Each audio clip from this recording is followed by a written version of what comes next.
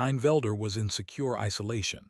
The special class was official, and for one foolish second I thought the academy might give us time to breathe. Then the message arrived. Kein was not the correction. He was the warning. I read the line once, then again, while the reception doors opened in front of us, and every sponsor inside the room turned with smiles polished sharp enough to cut skin. Trinity Academy did not pause. Institutions rarely did. The hall remained lit, the music remained soft, the waiters kept moving between guests, and the Academy's newest official experiment walked into public view under the Stingray name. Miyu stood to my left with both hands locked around her tablet, as if she could use it as a shield. Eri stood half a step ahead of her, pretending she was not guarding anyone. Maria walked behind my right shoulder, quiet enough to be mistaken for a shadow, until someone remembered shadows did not carry enough hidden firepower to erase a room. Benedict came with us because his political chair had finally become the trap he hated most, useful. And I, Aaron Stingray, walked first. Everyone expected that. The villain entered before his class. The sponsors saw elegance. The academy saw leverage. The family would see containment. The hidden players, if they were watching, saw a root center standing in the open with the people he had gathered close enough to be touched. The official class taught its first lesson before anyone reached the center of the hall. Visibility is not victory. Visibility is a public invitation for everyone to decide what part of you they are allowed to take. A sponsor with a silver lapel pin intercepted me before I had crossed 10 steps. He was older, expensive, and smiling with the calm of someone who had never needed to raise his voice because contracts did the bleeding for him. "Young Master Aaron," he said, "congratulations. Trinity Academy has needed a program with this degree of ambition for years." Ambition is usually what people call danger when they want a seat near it. His smile hesitated for less than half a second. Benedict made a small sound behind me that could have been a cough or despair. The sponsor recovered. Danger properly guided becomes value. Value improperly handled becomes evidence. Miyu looked at me in horror, as if I had just threatened someone during small talk. I had. In rooms like this, small talk was where the first cuts landed. The sponsor's gaze shifted past me toward Miyu. "There is the technical prodigy. Your work during the observation was already discussed in several private channels." Miyu stiffened. I did not turn toward her. If I did, he would see exactly where the line was. "The work was classified," I said. "Naturally, I only meant that talent of that sort attracts attention. It attracts hands." He chuckled politely. "You make admiration sound predatory." "Only when it is." The sponsor held my gaze, still smiling. Then he did something smarter than most men would have. He stepped back. "A pleasure as always, young Master Aaron." "No," I said, "but it can become useful." His smile thinned. He moved away. Eri leaned closer, eyes still on the room. "Do all rich people talk like they are stabbing through pillows?" "No. That one did. That one wanted Miyu." Miyu flinched. "I do not think he wanted me. He wanted my work." I looked at her. In this room, those are not different enough. She hugged the tablet tighter. Her fear was not the problem. Fear kept people alive. The problem was that everyone in the reception hall could smell it. Sponsors loved fear when it came attached to genius. Fear made acquisition easier to rename as protection. Maria spoke through my private channel. "2 committee observers are watching Eri. 1 family-side contact is watching you." The Valence representative avoided Benedict and then looked at Kein's empty holding marker in the secure guest registry. "Mark all 3. "Already marked." "Useful." "Terrifying." Maria did not need orders as much anymore. That should have comforted me. Instead, every time she anticipated me correctly, I remembered that she could one day anticipate the moment I became a family threat and act before I saw the blade. Benedict stepped beside me with a glass he had not drunk from. "The left balcony wants to speak with you." "Which part of the left balcony?" "The part that says student welfare and means class custody." Send them away. I cannot send away a committee chair during a public reception. Then bore them. Benedict looked at me. You understand I am a political liaison, not a sedative. I am learning your limits. Your confidence in me is touching. It was not meant to be. Miyu made a tiny sound that might have been a laugh trying to hide under panic.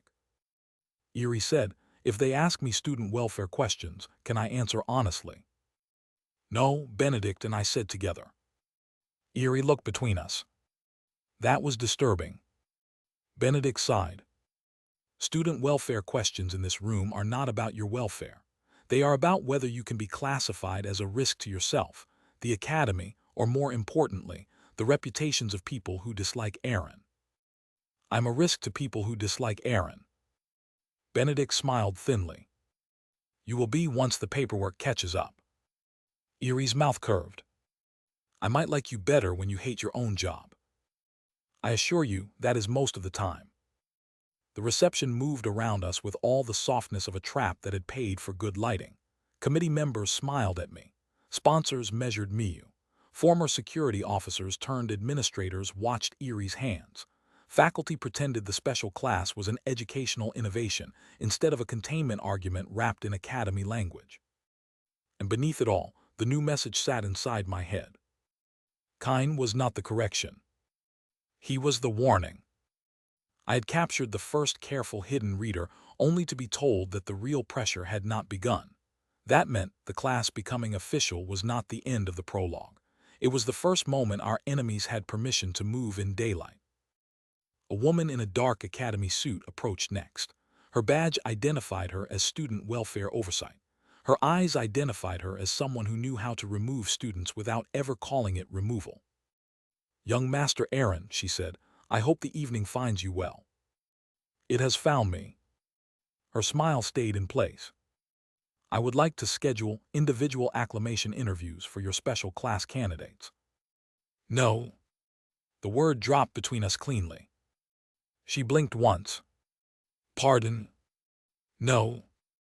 Acclamation interviews are standard practice after high-risk placement. Then the standard practice should have been scheduled before this reception, not after several sponsors began staring at my students like unpriced inventory. Benedict inhaled through his nose behind me. The woman's expression warmed by 1 degree, which meant the attack had begun. Our concern is precisely that the students may feel pressure under such an intense sponsorship structure. Miyu looked down. Erie's eyes sharpened. The woman had aimed carefully, not at me, at them. If I refused, I looked controlling. If I agreed, she separated them. If I answered too harshly, I proved the need for oversight. A good knife. I turned slightly. Miyu, I said, do you want an acclamation interview tonight? She froze. The welfare chair looked pleased for the wrong reason. She expected fear. She expected Miyu to look at me before answering. She expected my authority to become visible. Miyu did look at me. Then she remembered the pact. No more deciding silently. She swallowed and looked back at the woman. No. The answer was barely louder than the music. But it existed. The woman softened her voice. You may speak freely. Miyu's hands trembled. I am speaking freely. I do not want an interview tonight. I am tired. I worked on evidence preservation, route security, and observation review for too long. If you want to ask about welfare, ask why the academy keeps needing students to prove harm after it happens. The room near us went quiet. Erie stared at Miyu like she had just watched a small bird bite through glass. Benedict closed his eyes, as if praying for a universe where he had chosen another family. The welfare chair's smile faltered. I looked at Miyu and felt something dangerous move in my chest. Pride. Not ownership. Not yet. Maybe.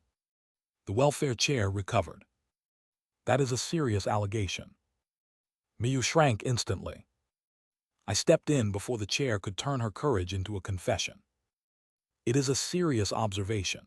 You may schedule interviews after the candidates receive proper sleep, after a class representative is present, and after Maria reviews the question structure for contamination by sponsor interest. The woman's eyes narrowed. Maria is your attendant, not an academy counselor. Correct, that is why she is more useful. Maria's voice through my channel was flat. That is not how my role should be described. I improvised. Poorly. The welfare chair inclined her head. We will revisit this tomorrow. No, I said. You will submit a written request tonight. Benedict will review procedural legitimacy. Maria will review security risk. Miyu will decide whether the technical environment is hostile. Erie will decide whether your people have earned her presence in the room. Erie's eyebrows lifted. I had included her before deciding for her. A small thing. Not small to her. The welfare chair looked at me with polite dislike. Are you granting students veto power over academy welfare? I am granting my class the right to recognize a hand reaching for them before it closes. The line cut too sharply for reception. Let it stay sharp. The woman stepped away. Benedict leaned closer. You are going to make every committee member in this room hate you. They already feared me. Fear can be managed. Offended procedure breeds. Then prune it. He gave me a dead stare. I miss when you were dying quietly. So does everyone with poor timing. Miyu stood very still. I looked at her without turning fully. You did well. She whispered, I feel sick. That is common after public courage. That is horrible. Yes. Erie crossed her arms. I liked it. Miyu looked at her. You would. Do it again sometime. Please do not encourage her, Benedict said. For one breath, we looked almost like a class. Not loyal. Not healed. Not safe. But aligned against the same room. Then the next attack came through Maria. Her device chimed once. Her face did not change. That was how I knew the message was bad. Family channel, she said quietly. They are requesting a status update on Velder's quarantine transfer. Benedict went still. Erie's eyes moved between us. Miyu's grip tightened around her tablet. I said they used the word transfer. Yes. To where? Stingray Medical Containment. Of course. The family had waited less than a day before reaching for the prisoner. Not because they knew the full truth. They did not need to. Kind's existence had become a category of value, unregistered neural implant, identity anomaly, knowledge of sealed incidents, attempted special class destabilization. To the family, that was not a person. It was a container full of answers. If I gave him to them, he would vanish into systems even Maria could not fully access. The class would lose the only living hidden reader we had captured. Miyu's evidence would be separated from the subject. Erie's brother thread could be buried if it touched the wrong family archive. My own identity secret would become a matter of time. If I refused, the family would ask why. Benedict whispered, You cannot say no directly. I know. You cannot say yes. I know. Good, I was worried you might need the obvious stated. I looked at Maria. How long can you delay? She did not answer immediately. That silence contained her duty, her risk, and the family channel waiting for her reply. If I cite contamination, instability, and evidence preservation protocols, perhaps 6 hours before they escalate to direct order. Make it 12. That would require falsifying uncertainty in the medical record. Is the uncertainty false? Maria held my gaze. No. Then phrase it aggressively. Benedict exhaled. That is an art form in this family. Maria typed. Erie looked disgusted. So Kind tries to break us, and your family's first instinct is to take him apart. No, I said. Their first instinct is to ask whether someone else can take him apart before they do. That is worse. Yes. Miyu's voice was small. If they take him, they take the implant context too. They will try. Then do not let them. She said it before fear could soften it.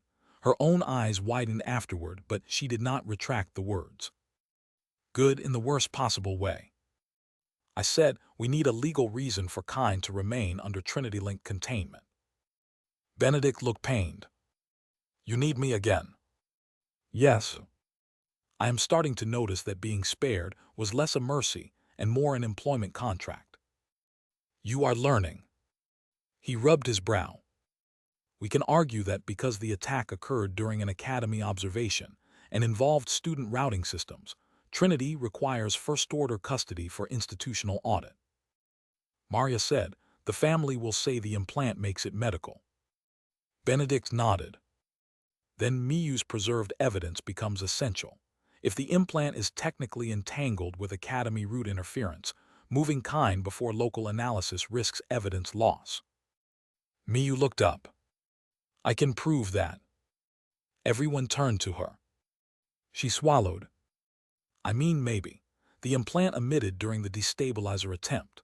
If I compare it to the root marker clone and the administrative extraction pattern, I might show enough overlap to argue the implant is part of the academy breach. How long? I asked. 6 hours. Maria said, you have 12 at most. Miyu looked like she might faint. I said, you have 4. She stared at me. That is less. Yes. Why would you give me less? Because the family expects 12. If they move at 6, we need an answer before they surprise us. Her mouth opened, then closed. I hate that makes sense. Most survival does. Eerie stepped forward. What do I do? That question again. Not what are you making me do? What do I do? You stay visible, I said. Her face soured. That sounds awful.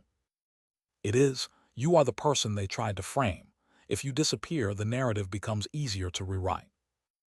Whose narrative? Everyone's. That answer struck too close to the larger truth. I saw her catch it. But she let it pass because the next 4 hours mattered more. The reception continued around us while the real battle moved under the surface. Benedict drifted into conversations with committee members, smiling like a man gently poisoning tea. Maria delayed the family with medical uncertainty. Miyu escaped to the lab under escort and began turning Kind's implant into a legal anchor. Eerie stayed in public, hating every second, and I stayed beside her because if she had to be visible, the least I could do was make the room afraid to touch. One sponsor attempted to approach her. He made it 6 steps. I looked at him. He remembered somewhere else he needed to be. Eerie noticed. That is not subtle. No. Do you ever do subtle? I employ people for that. Maria. When necessary. Benedict.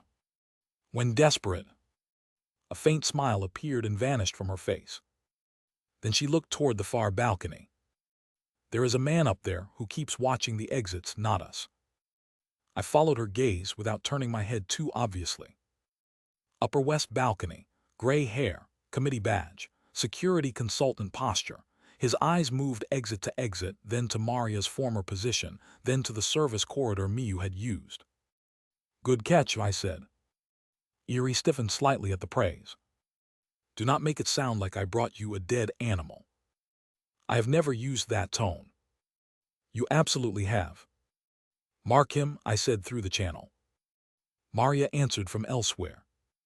Already marked. Eerie's eyes narrowed. She heard that. Assume Maria hears everything worth regretting. I heard that as well, Maria said. Eerie muttered, creepy. She heard that too. Good. The reception became a map.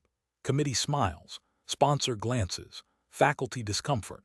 Every person who watched where Miyu left, every person who avoided saying Kind's name, every person who approached Benedict after he spoke with a committee chair.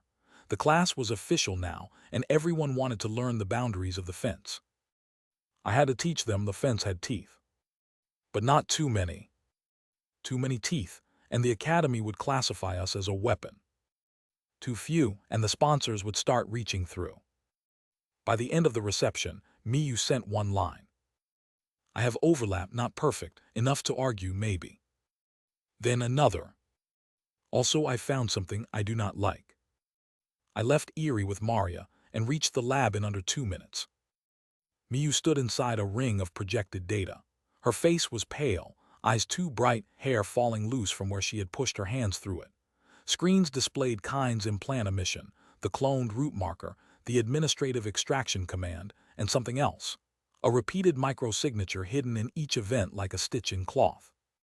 Benedict arrived behind me, breath slightly uneven, which meant he had also hurried and would deny it under torture. Maria came last with Erie. So much for leaving Erie visible. She looked at the projections. That looks bad. Miyu nodded. It is bad. Can someone say it in angry person language? Miyu pointed at the repeated signature. The same invisible hand touched the root clone, the observation extraction, and Kine's implant activation. Maybe not directly, but the structure is the same. Same correction pattern. Same failure to account for deep maintenance residue. Same assumption that surface logs matter most. Maria looked at me. Correction pattern. The word sat heavy. Benedict stepped closer. Can this keep Kine under Academy custody? Yes, Miyu said. If we phrase it carefully, moving him before technical correlation is complete risks destroying evidence tied to an active Academy security breach. Benedict exhaled. That may work. May, Maria said. May is the bureaucratic version of barely, Benedict replied. Miyu looked at me. That is not the thing I do not like. Of course it was not. What is, I asked. She pulled another projection forward. A scheduled update. Student welfare interview batch. Participants, Miyu, Erie, 3 other special class candidates under observation. The request had been submitted before the welfare chair approached us at the reception. And one line inside the scheduling metadata had been altered after Kine was captured. Interview location changed from supervised administrative suite to old counseling wing C. The same wing tied to dead maintenance mirrors. Erie's face went cold. They were going to separate us. Yes, Miyu said. Benedict's expression hardened. The welfare chair may not know. Or may not need to, I said. Maria looked at me. This is a first public weakness probe. Yes. Sponsors committee, family transfer, welfare interviews, Kine's implant, false route markers, every pressure converged on the same principle. Separate the class. Miyu from systems. Erie from witnesses. Maria from me. Kine from local evidence. Benedict from procedural control. Me from truth. The correction vector, whatever it was, understood that the special class did not need to be defeated in combat. It only needed to be partitioned until each person became what the institution already wanted to call them. Miyu, a fragile technician needing protection. Erie, a violent risk needing control. Maria, a family asset needing reassignment. Benedict, a liability needing distance. Aaron, a dangerous sponsor needing oversight. Not murder. Classification. I said cancel the interviews. Benedict shook his head immediately. No, if you cancel, they reschedule with stronger authority. If you refuse, they say you are isolating candidates. Maria nodded. He is correct. I hated when that happened. Erie crossed her arms. So we go. No, I said, we attend incorrectly. Miyu looked afraid again. What does incorrectly mean? It means the interviews become the trap they were supposed to be, but facing the other direction. Benedict looked at me with tired suspicion. Every time you say something like that, I lose another year of life. Good, you are becoming smug. I am always smug, I cope. Miyu sank into a chair. I need sleep. Yes. Everyone looked at me, surprised by the answer. I continued 2 hours, then we prepare. She blinked. Only 2. You asked for sleep, not retirement. Erie snorted. The laugh helped. Not enough, but enough to move. That night became the first true test of the class pact. The efficient move was obvious. I could have let the welfare interviews proceed while hiding Maria in the walls, Miyu in the system, Eerie under watch, and Benedict near the committee channel. I could have told them only their individual tasks and kept the full risk map in my own head to prevent panic. That would have been my older method. It would also have handed Kind's argument a second life. So I stood in the special class lab after Miyu's forced 2 hours of sleep and opened the whole board. Kind's implant signature, the correction pattern, the family transfer request, the welfare interview schedule, the old counseling wing, the likely goal of separation, the uncertainty around whether the welfare chair was complicit or merely used, the risk that attending could expose more, the risk that not attending could let the committee legally press harder. Eerie listened without interrupting, which was concerning in its own way. Miyu sat wrapped in an oversized academy jacket, hair still messy from sleep, staring at the board with growing technical hatred. Maria stood beside the door. Benedict stood by the table with a document stack and the expression of a man preparing to commit procedural violence. When I finished, I said, "This is the board as I see it. I may be wrong." The room went silent. Benedict looked at me. "Did you just say that voluntarily? Do not make it memorable." It was historic. Eerie ignored him. "What is the actual plan?" "We attend the interviews as scheduled, but we prevent separation." Benedict reframes the batch as a special class acclimation panel requiring sponsor liaison presence. Maria controls physical access. Miyu monitors schedule metadata and routing attempts. Eerie watches the people, not the insults. Eerie's eyes narrowed. "And what do you do?" "I answer questions." "That sounds fake." "It is rarely safe when I do it." Miyu looked at the old counseling wing map. "What if the correction pattern triggers something physical? Door locks, false alarms, medical isolation, anything. Then you decide whether to cut the system or let it reveal direction." She looked up sharply. "I decide." "Yes." "What if I decide wrong?" "Then we adapt." She stared. I continued, "You know the system layer better than I do. If I overrule you there, I weaken us." Miyu's face changed. Fear, yes. Pressure, yes. But also the strange weight of being allowed authority without having to steal it. Eerie noticed. "Do not get too happy. He is making you responsible if it explodes." Miyu looked horrified. "I know." Eerie smiled. "Good, that means you understand leadership." Benedict muttered, "This class is developing a deeply unhealthy culture." Maria said, "It is accurate." Benedict looked wounded. "You too." Maria did not answer. I looked at Eerie. "If the interview touches your brother Thread, you do not move without saying so." Her face hardened. "If they know about him." "They may not. They may know only that the topic can move you." "That is enough." "Yes." Her fists tightened. I gave her the truth before she had to demand it. If a credible lead appears, we preserve it, verify it, and act after. Not because I think you cannot survive the truth, because the correction has already used your root marker once. It will use urgency again if we feed it. Eerie's jaw flexed. "I hate that you are right." "You can hate it and use it." "I intend to." "Good, even if it hurt." Then Maria spoke. "The family has answered my delay." Everyone turned. "They accept temporary academy custody on condition that a Stingray medical observer is allowed to inspect Kind within 24 hours. Benedict swore softly. "That gives them a foothold." "Yes," Maria said. I looked at her. "Can you choose the observer?" "Not officially." "Unofficially?" "I can influence which specialist appears most convenient." "Choose the least ambitious." Benedict laughed darkly. "In this family." "Then choose the most afraid of you." Maria considered. "That is possible." Eerie stared. Your family sounds diseased. Yes, I said. Miyu whispered, do not say that in public. Good rule.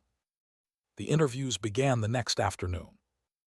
Old counseling wing C looked exactly like a place built to hide institutional damage.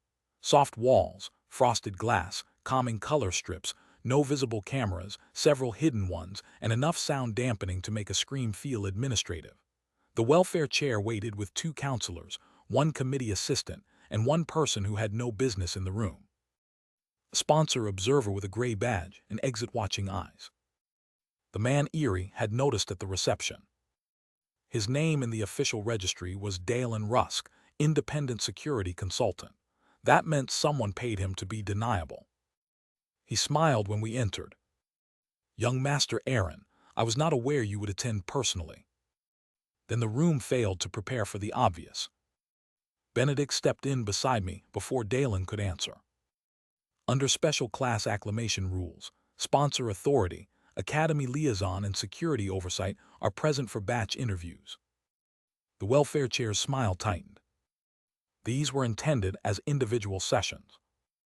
Intentions are not policy, Benedict said. The line was beautiful in its cruelty.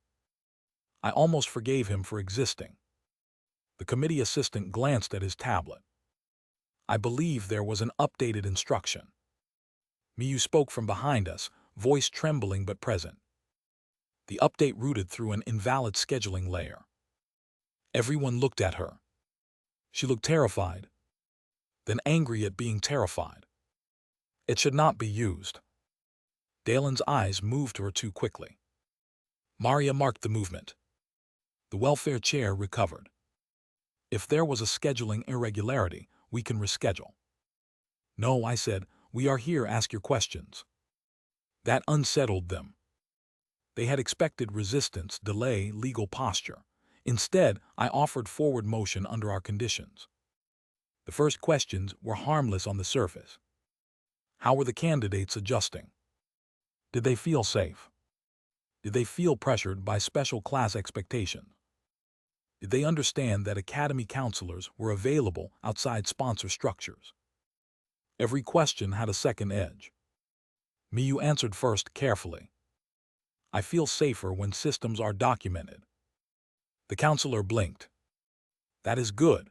Documentation can create emotional stability. No, Miyu said. I mean actual logs, access records, verified routing. If a door opens, I want to know who told it to open. Eerie smiled. The counselor looked lost. Benedict made a note with theatrical seriousness.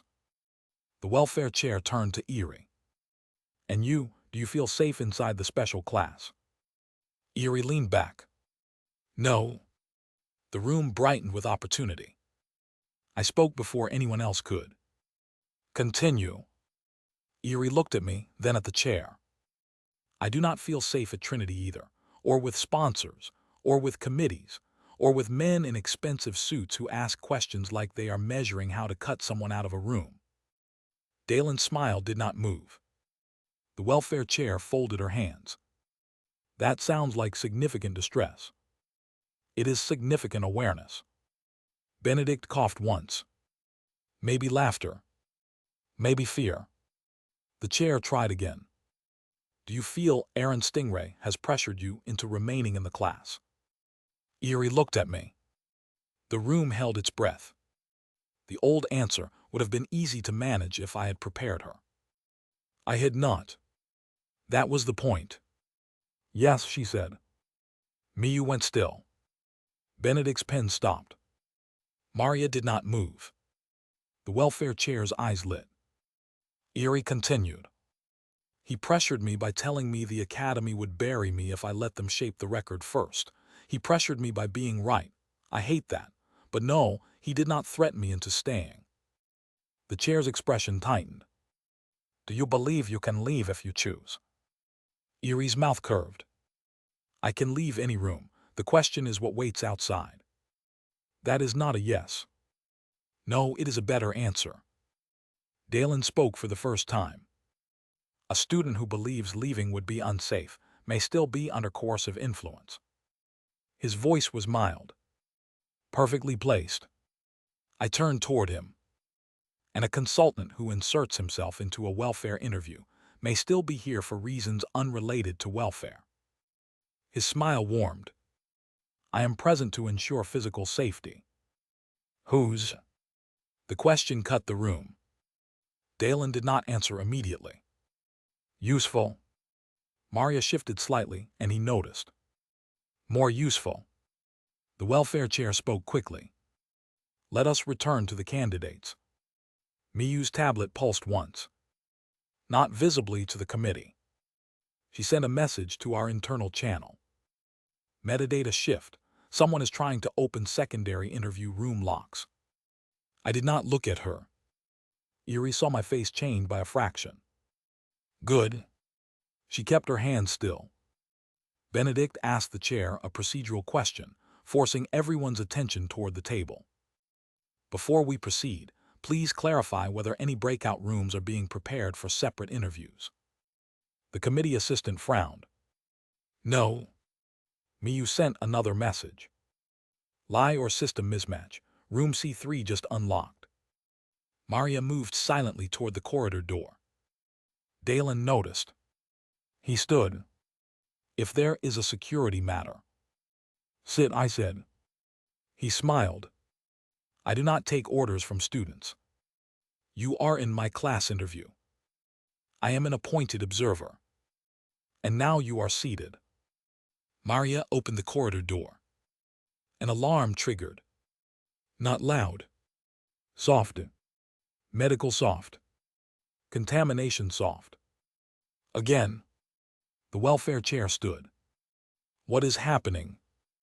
Miyu spoke faster now. Room C3 triggered a student distress isolation protocol. For whom? Benedict asked. Miyu's face went pale. Eerie? Eerie was standing in the room with us. Dalen moved. Not toward the door. Toward Miyu's tablet. Eerie moved before I could speak. She did not strike his face. She hooked his wrist, turned his momentum, and slammed his hand onto the table hard enough to crack the surface without breaking bone. Controlled. Barely. Dalen's mask slipped. Maria crossed the corridor threshold. I heard one impact outside. Then another. Miyu's fingers flew across her tablet. The false Eerie marker is in C3. It is looping biometric distress. The welfare chair looked horrified now. Maybe truly. Maybe because the trap had unfolded in her room. Benedict stood slowly. As Academy liaison, I am preserving this entire interview under emergency integrity hold. The committee assistant stammered, that requires. Me, Benedict said, it requires me. I had never heard him sound so much like a stingray. It was almost impressive. Dalen tried to pull free. Eerie leaned closer. You are physical safety, right? His jaw tightened. She smiled without warmth. Feel physically safe. Eerie, I said. She released him. That mattered. Everyone saw it. Maria returned with a captured device in one hand and a stunned aide in the other. Corridor breach contained. The welfare chair's face had gone gray. What is this? I looked at her. That is the question you should have asked before allowing a deniable security consultant into student welfare. Dalen laughed softly. Too softly. This is becoming theatrical. I looked at Miyu. Do we have the root? She nodded, shaking. Enough, same correction pattern. The word escaped into the room before she could stop it. Correction. Dalen's eyes moved. Only a fraction. But I saw it. So did Maria. So did Eerie. I smiled at him. There you are. His expression blanked. A professional mistake. People think blankness hides reaction. It often confirms it. I stepped closer. You know that word. I know many words. Not that one. Benedict spoke without looking away from his tablet. Integrity hold is active. All present statements movements, and system events are now preserved under board conflict procedure. Dalen's jaw tightened again. The welfare chair sat down slowly. She no longer looked predatory. She looked like someone realizing a larger predator had walked through the room wearing her process's skin. Dalen said, "Young Master Aaron, I recommend you avoid making claims you cannot prove." "I agree." That surprised him. I continued, "Maria, detain him for device interference and attempted evidence contamination." Dalen smiled. "On what authority?" Maria stepped forward. "Mind." The room learned a new kind of silence. Dalen looked at her, then at me. "You are allowing your attendant to detain an academy consultant." "No," Maria said. She caught his arm, disabled the second trigger hidden under his cuff, and twisted him into restraint before he finished shifting his weight. "I am detaining a hostile physical actor during a preserved board emergency." Benedict's voice was almost cheerful. "She has phrased that beautifully." Eerie looked at him. "You are enjoying this." "I enjoy language used correctly." Miyu whispered, "That is the most Benedict thing you have ever said."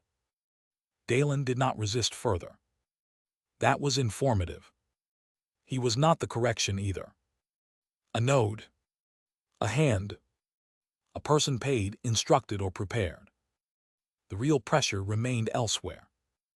But for the first time, we had caught not only a hidden reader, but an institutional bridge. That changed the enemy's shape. Not enough. Enough to move. After the welfare incident, Trinity Academy could no longer pretend the special class was the unstable element in the room. It tried anyway. That was what institutions did when embarrassed. They did not admit failure. They renamed the failure as a need for expanded review. Within 2 hours, 3 committee notices arrived. One requested temporary suspension of special class external activity. One requested independent custody of the kind Velder evidence. One requested psychological evaluations for all class members due to repeated exposure to high-risk events. Benedict read the notices in my office and laughed until he looked genuinely tired. "They are trying to bury their own security breach under concern for your students." "Yes." "They are not even being creative." "They rarely need to be." Miyu sat at the side table with tea she had forgotten to drink. Eerie stood by the window. Maria reviewed Dalen's seized device. Benedict tossed the notices onto my desk.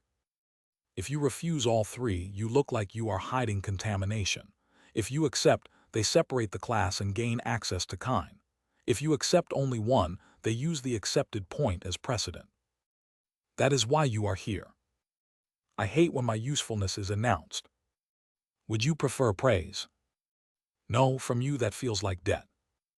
I looked at the notices. The enemy had learned quickly. When direct destabilization failed, they pushed the Academy's immune system. The correction vector did not need to command every committee member. It only had to place enough pressure in the right shape, and frightened institutions would do the rest for free. "What is the slowest response?" I asked. Benedict smiled faintly. "Now you are speaking my language." "Do not enjoy it." "I am absolutely enjoying it. The slowest response is a compliance review proposal. We accept the principle of welfare and evidence integrity, but argue that because 3 separate irregularities have already occurred through academy systems, any separation of students or evidence before root cause analysis would compound risk." Maria said, "That buys time." "How much?" I asked. 2 days if handled poorly," Benedict said. "A week if handled elegantly." "Handle it elegantly."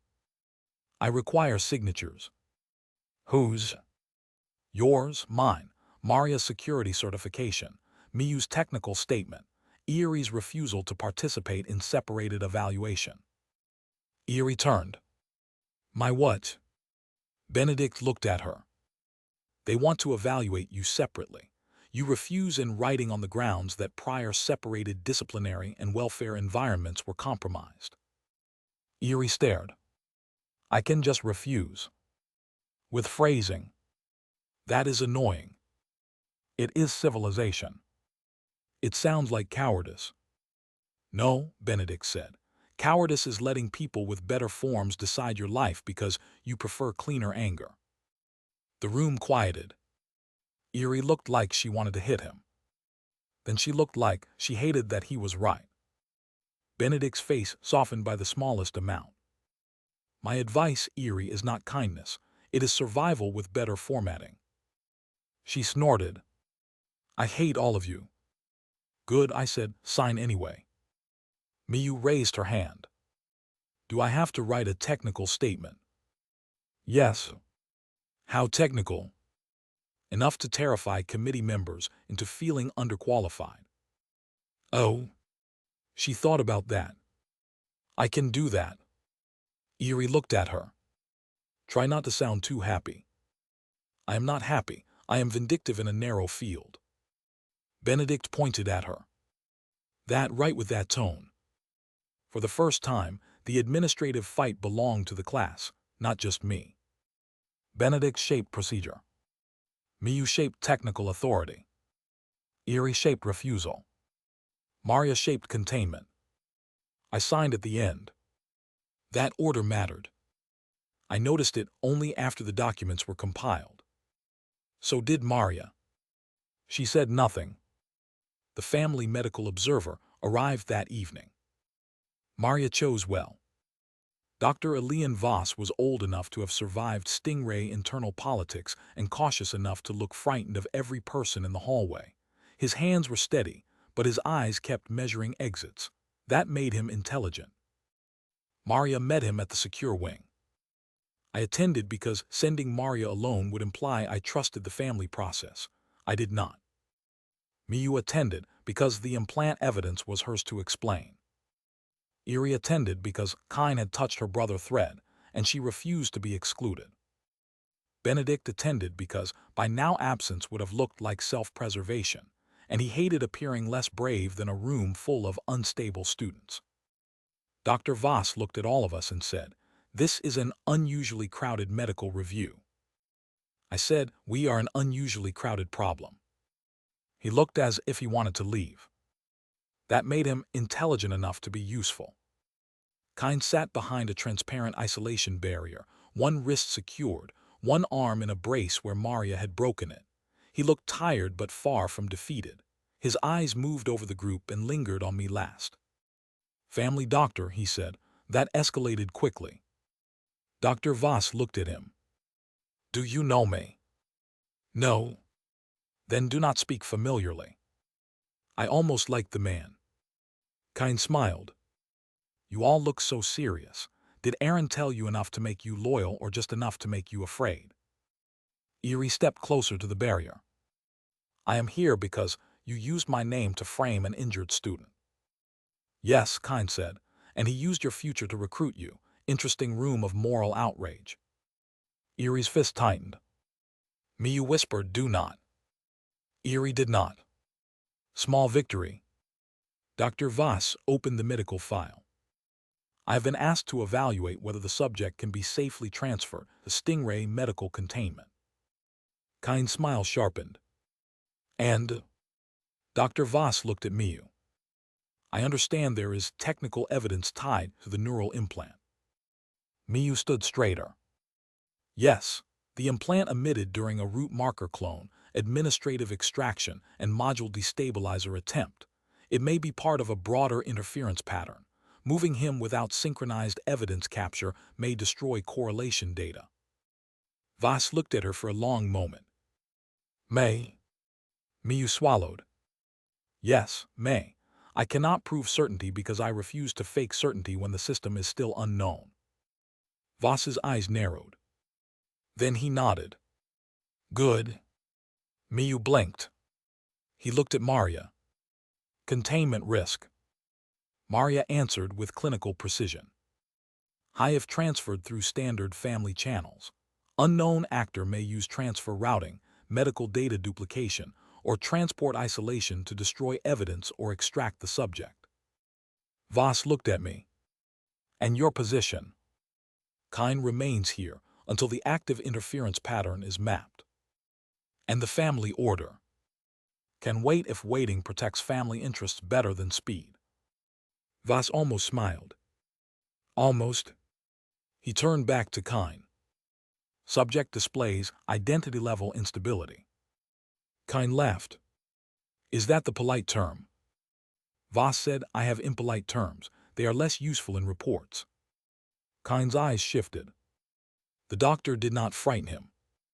The report did. Again useful. Then Kine looked at me. Tell him the real term, Aaron. I said nothing. Tell him what we are, or are you saving that for a dramatic root reveal? Dr. Voss looked from him to me. Maria's posture tightened. Miyu went pale. Eerie stared through the barrier like she wanted to drag the answer out by force. The room balanced on the edge of a truth that could not be placed into family medical language without detonating everything.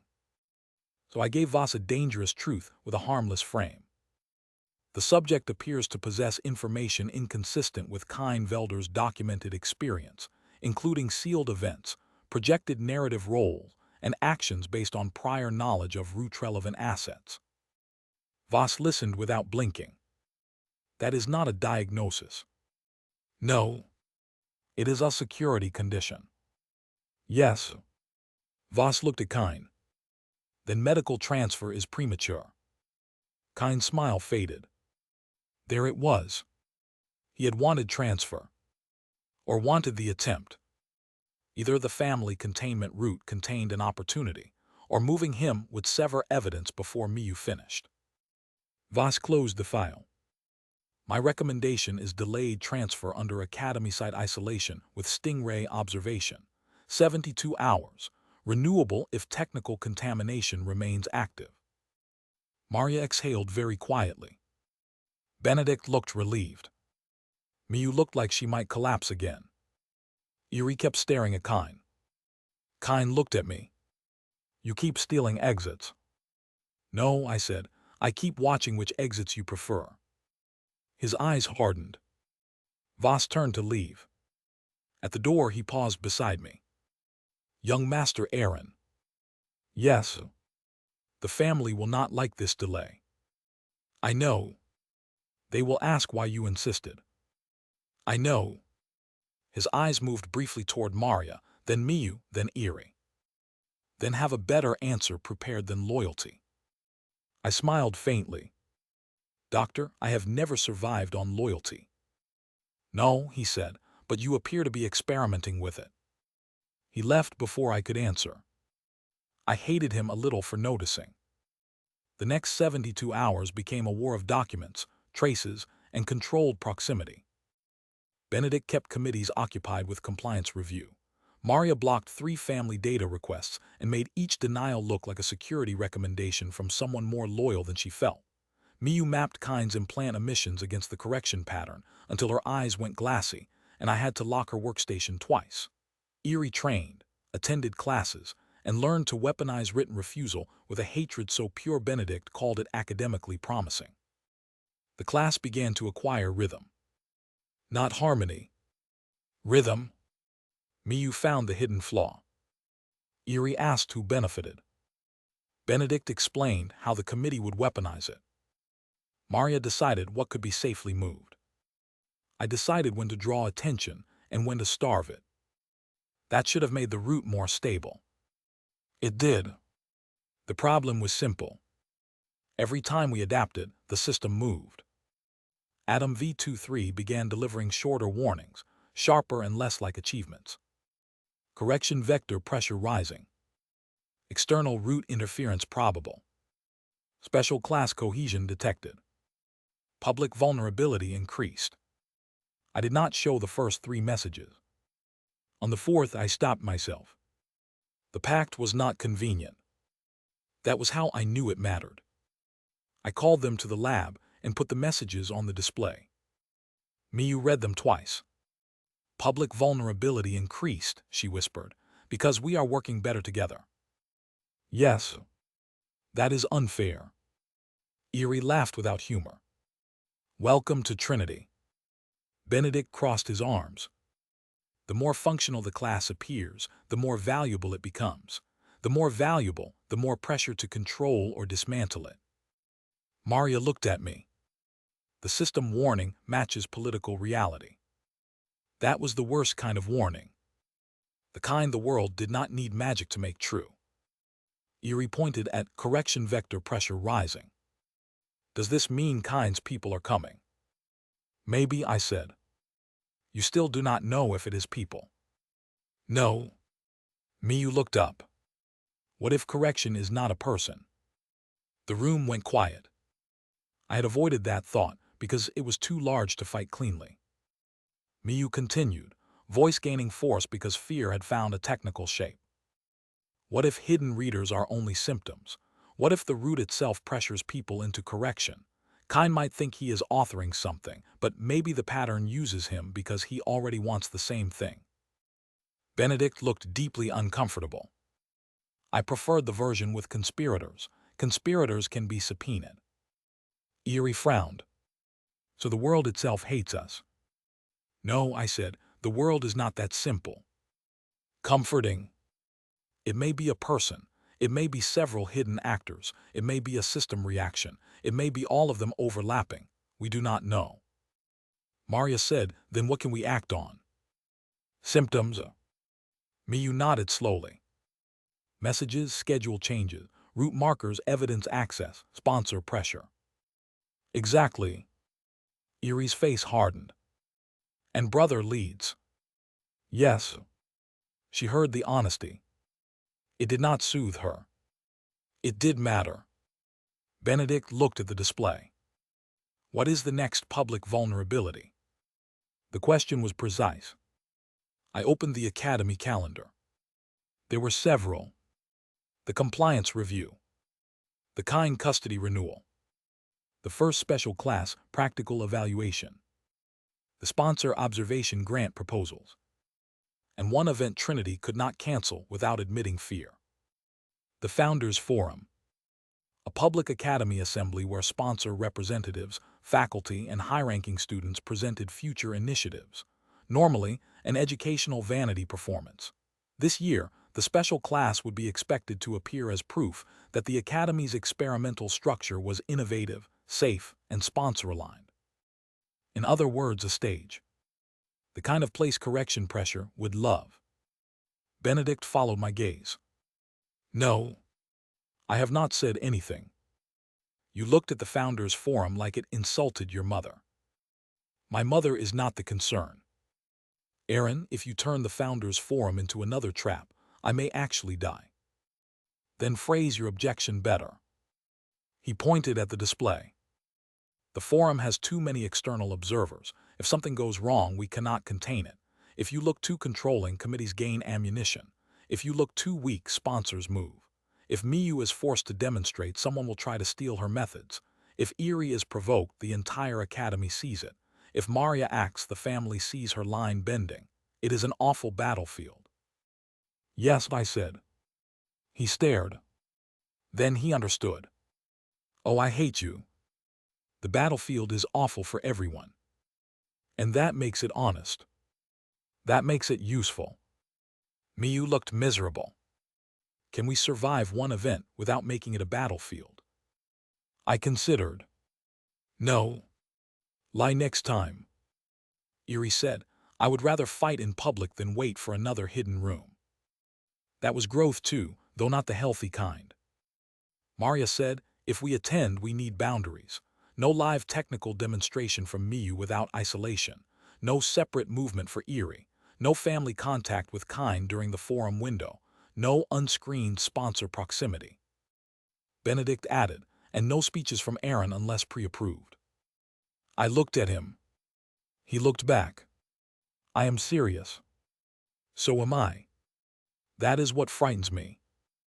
Miyu raised her hand weakly. I approve Benedict's rule. Erie said same. Maria said agreed.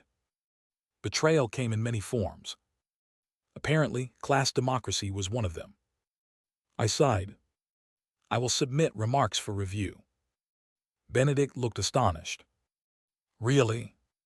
No. I knew it. But I will not improvise without cause. That is the most terrifying version of compromise I have ever heard. The plan formed around the Founders Forum over the next day. Not to bait a hidden reader directly. That would have been too predictable after Kine. Instead, we prepared layered refusal. Miyu designed a technical demonstration that showed outcomes without exposing architecture. Eerie practiced visible restraint under provocation. Benedict rearranged speaking order so any sponsor questions came through moderated channels instead of free-floor ambush.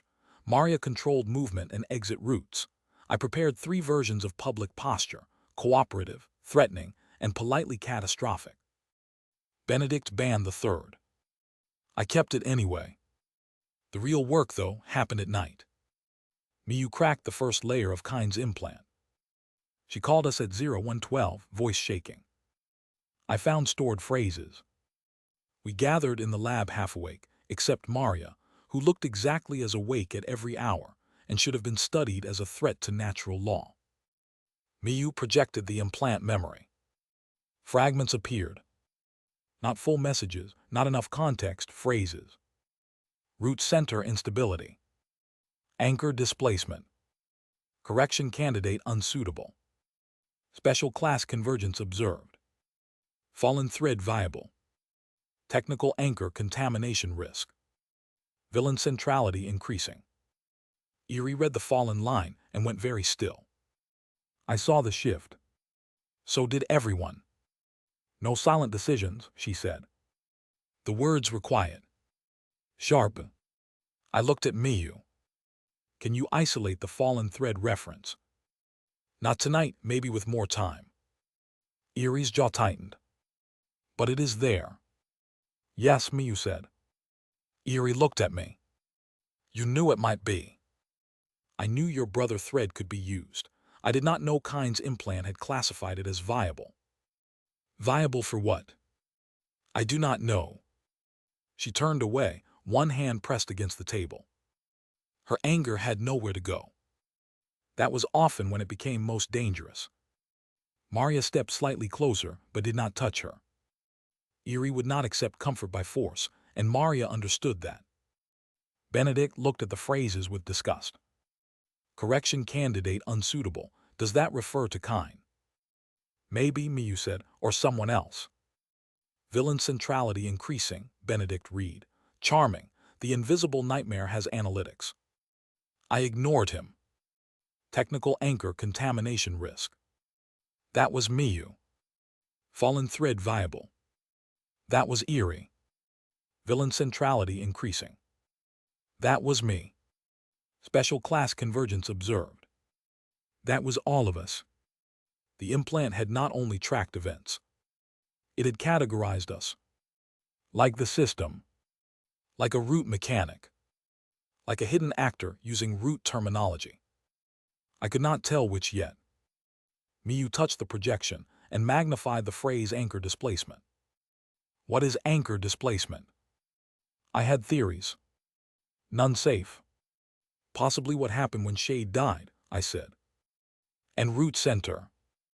Originally Shade, now provisional. Eerie looked back. You? Yes. She did not react as violently as she once would have. That worried me more. Acceptance can be a kind of exhaustion. Benedict rubbed his face. I would like everyone to remember that from the outside, this still has to look like an academy program, not an apocalyptic reading circle. Miyu frowned. It is not a reading circle. That was not the main issue with the sentence. Maria looked at the implant data. If the implant categorized us before Kine approached Miyu, then someone had already collected class data.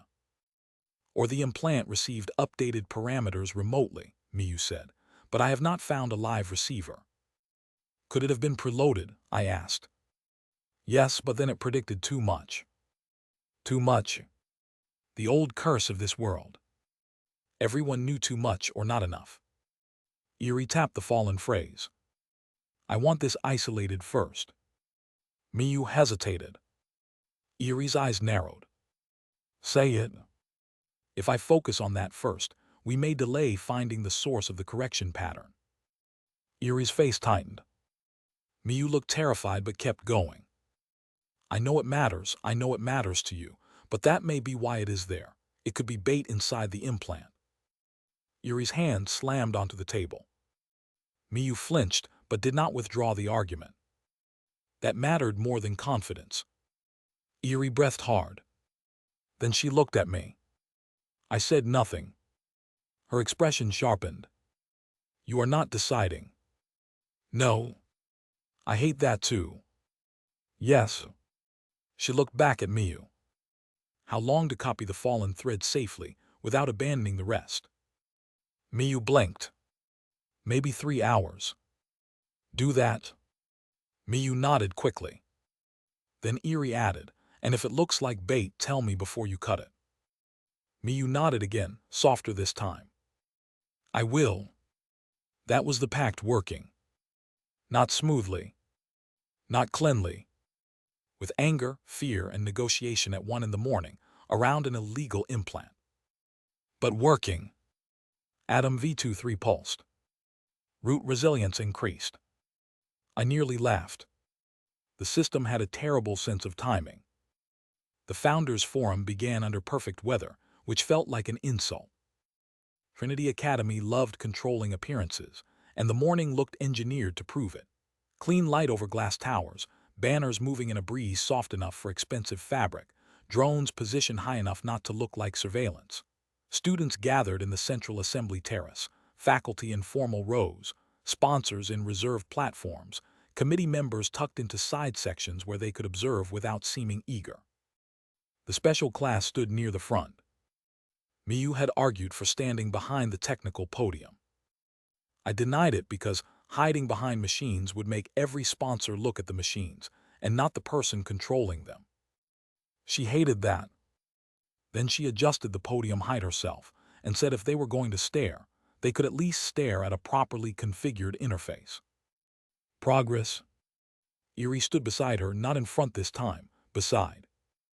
That was deliberate, her idea, not mine. People keep assuming I am the shield, she said before the event. If I stand in front, they think she is hiding. If I stand beside, they have to guess. Miyu had looked at her. Guess what? How fast I can reach them. Miyu considered. That is comforting in a concerning way.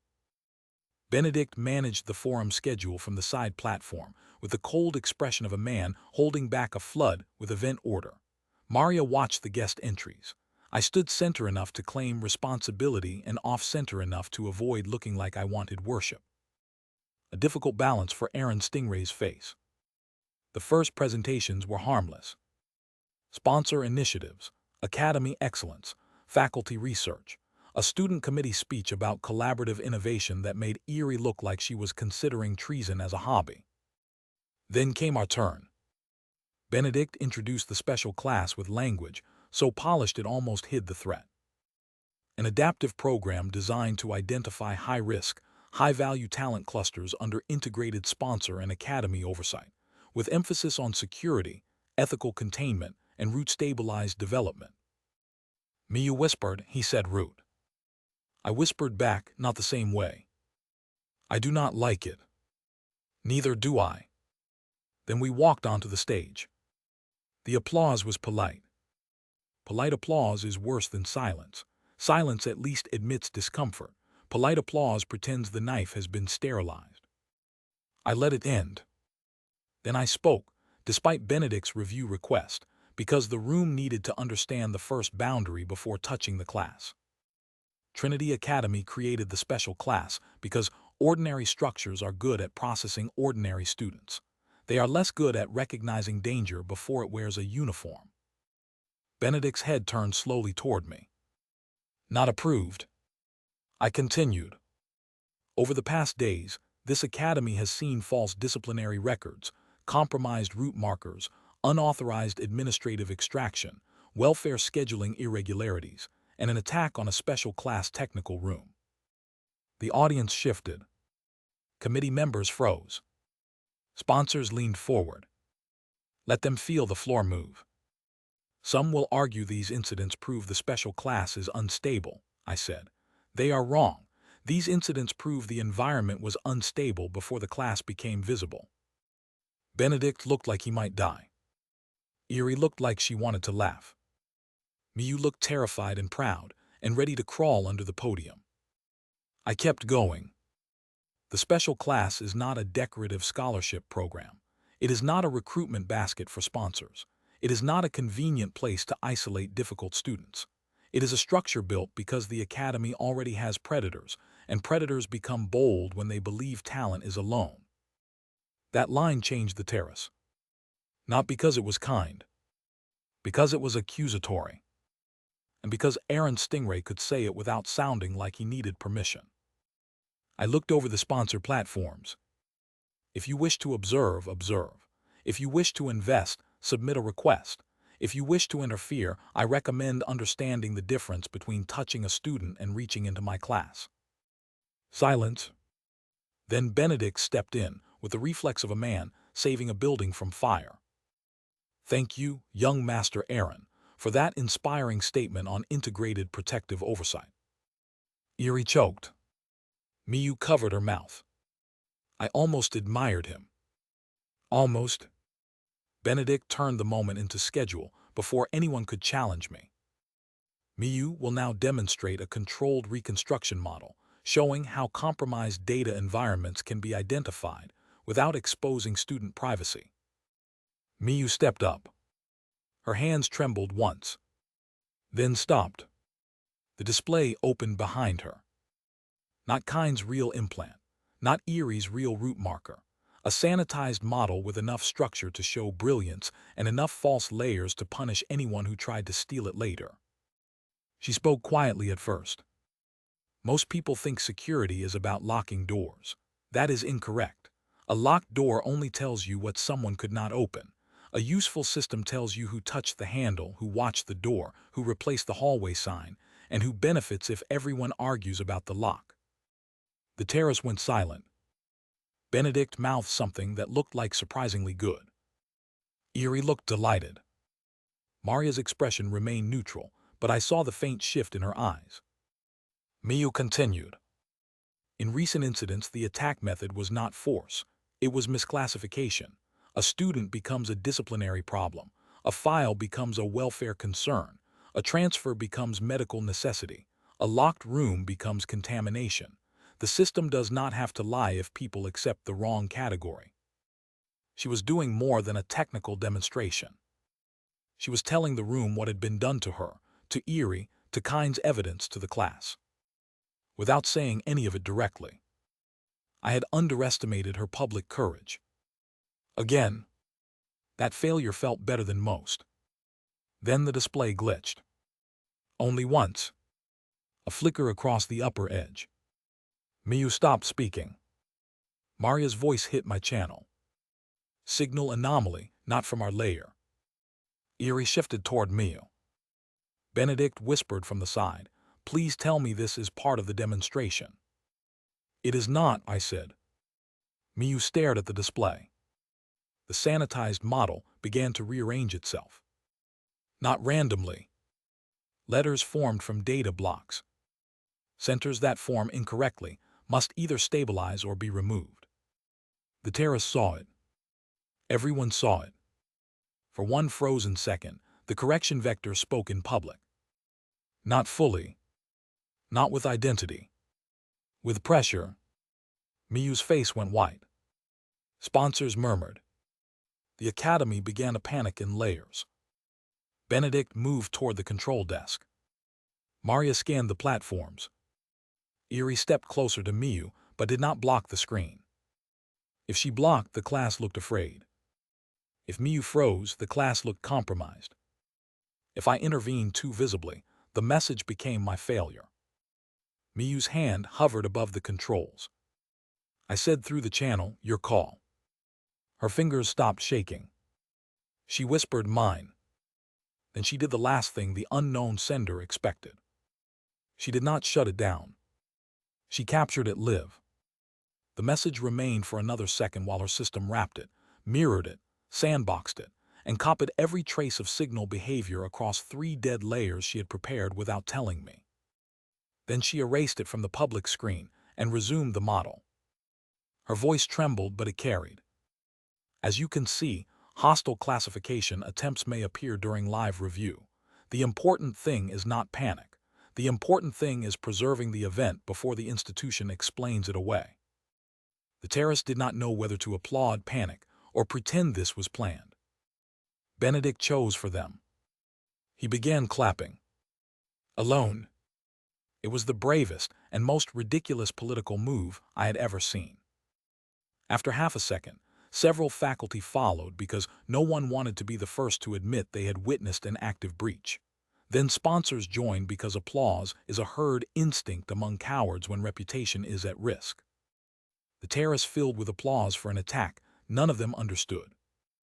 Miyu looked like she might faint. Eerie leaned toward her. You just stabbed a ghost in front of everyone. Miyu whispered, I'm going to throw up. Do it later, this is impressive. The moment survived. Barely. But the class survived it publicly. That mattered. Then the second attack came. Not digital. Physical. A sponsor platform on the eastern side triggered a security lockdown without warning, sealing 2 exits and forcing crowd movement toward the central terrace stairs. Not enough to crush people, enough to create confusion, enough to move several observers, committee members, and students exactly where someone wanted them. Maria saw it first. Crowd flow manipulation, east exits closing. I looked at the terrace map. If the crowd moved naturally, Miyu's position became exposed near the technical podium. Eerie would protect her. The class would cluster. Then any attack, even minor, would turn into footage of special class panic. Benedict, I said, keep the program alive. He stared from the side. What? Talking. I hate you. Then he walked to the front microphone with the face of a man entering execution through public speaking. Ladies and gentlemen, please remain calm. Trinity's safety protocol has triggered a partial platform reroute. This is an excellent opportunity to observe why live system integrity matters. Eerie muttered, he is lying so hard. Yes. Useful. Unfortunately. Maria moved toward the east platform. I sent Eerie the crowd map. Do not run to the podium. Move left. Create space by presence, not force. She glanced at the map, then at me. You trust me with that? No, I trust you to hate failing publicly. She smiled. Good enough. She moved. Not like a student. Like a wall deciding where the corridor should be. People shifted away from her without understanding why. She did not shove, did not threaten, did not draw a weapon. She simply stood where panic wanted to move and looked like going through her would be a philosophical mistake. The crowd split. Miyu remained visible and protected by empty space instead of Eerie's body. Better. Maria reached the sealed exits and found the cause. Manual override device behind platform panel. Someone planted it before the forum. Can you disable? Yes, but if I do, the trace burns. Can you preserve? Yes, slower. Preserve. The crowd pressure increased. A woman screamed near the back as someone fell. Eerie's head snapped toward it. Hold, I said. She snarled, someone fell. I see it. Hold. Send the nearest academy guide. She hated the answer. Then she did it. She pointed at the android guide, standing frozen near the aisle. You assist the fallen attendee, clear 3 meters. The guide obeyed. People followed the instruction, because it came from a voice that sounded willing to drag them physically if they did not. Eerie did not move from the pressure line. Restraint.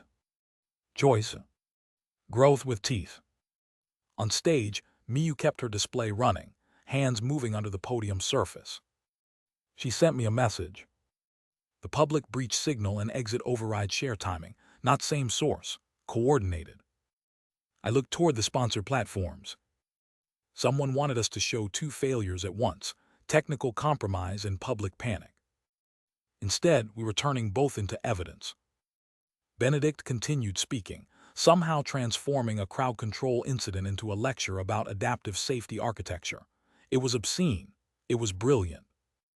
Maria preserved the override trace and reopened the east exits. The crowd stabilized. The forum did not collapse. That was when the third layer revealed itself.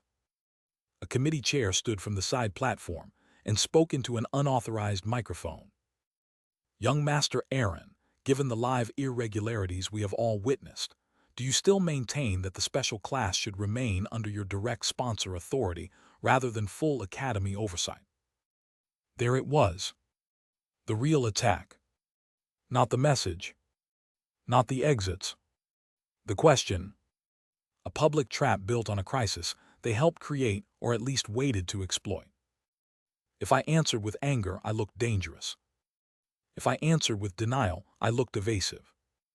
If I yielded oversight, the class was separated by policy within a week. Benedict stopped speaking. Miyu looked at me. Eerie turned. Maria's channel went silent. The entire terrace waited. The old Aaron would have crushed the woman with status. The old version of me would have used hidden evidence and leverage later. The efficient answer was to threaten consequences indirectly and end the question. But the class was watching. So were our enemies. I stepped to the microphone. I maintain something more specific, I said. The special class should not be under any authority structure that failed to notice false discipline, root marker cloning, unauthorized extraction, compromised welfare scheduling, and a live public breach until the students themselves preserved the evidence. The committee chair's face tightened. I continued. If the academy wishes full oversight, it must first demonstrate full competence. Until then, shared authority remains the only structure that has repeatedly caught what your systems missed. Murmurs moved through the terrace. The chair said, "You are implying institutional failure." No. I smiled. I am stating it politely. Benedict looked like he had achieved spiritual pain. The chair's mouth opened. I cut before she could regain rhythm. But I agree with the concern beneath your question. Direct sponsor authority alone is insufficient. That shocked the room more than the insult. Eerie stared at me. Miyu's eyes widened. Maria's gaze sharpened. Benedict whispered, "What are you doing?" I knew what the old me would have done. I knew what fear wanted me to do. I chose something slower. Therefore, I propose an internal special class council for all high-risk decisions affecting student placement, evidence custody, and exposure during investigations. Sponsor authority, academy liaison, security containment, technical authority, and candidate representation will all be recorded before action. The committee chair looked lost. Benedict no longer looked pained. He looked awake. Miyu stared at me as if she could not decide whether I had just given her freedom or paperwork. Erie's face changed in a way I did not know how to read. Maria remained still. I continued. In simpler terms, no more silent decisions. The words moved through the class before they moved through the terrace. Miyu understood first. Erie second. Maria third. Benedict fourth, and then he looked at me like he hated how effective it was. The committee chair had meant to force oversight. I gave her oversight with the class inside it. If she refused, she opposed student voice and evidence integrity in public. If she accepted, she legitimized the pact under academy structure. It was manipulation.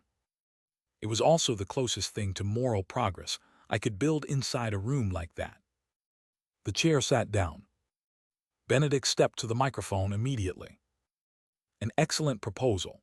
The Academy Liaison Office will draft provisional structure under emergency integrity procedure. Of course he would. The moment he saw the legal shape, he moved before anyone else could distort it. The applause this time was not automatic. It was uncertain.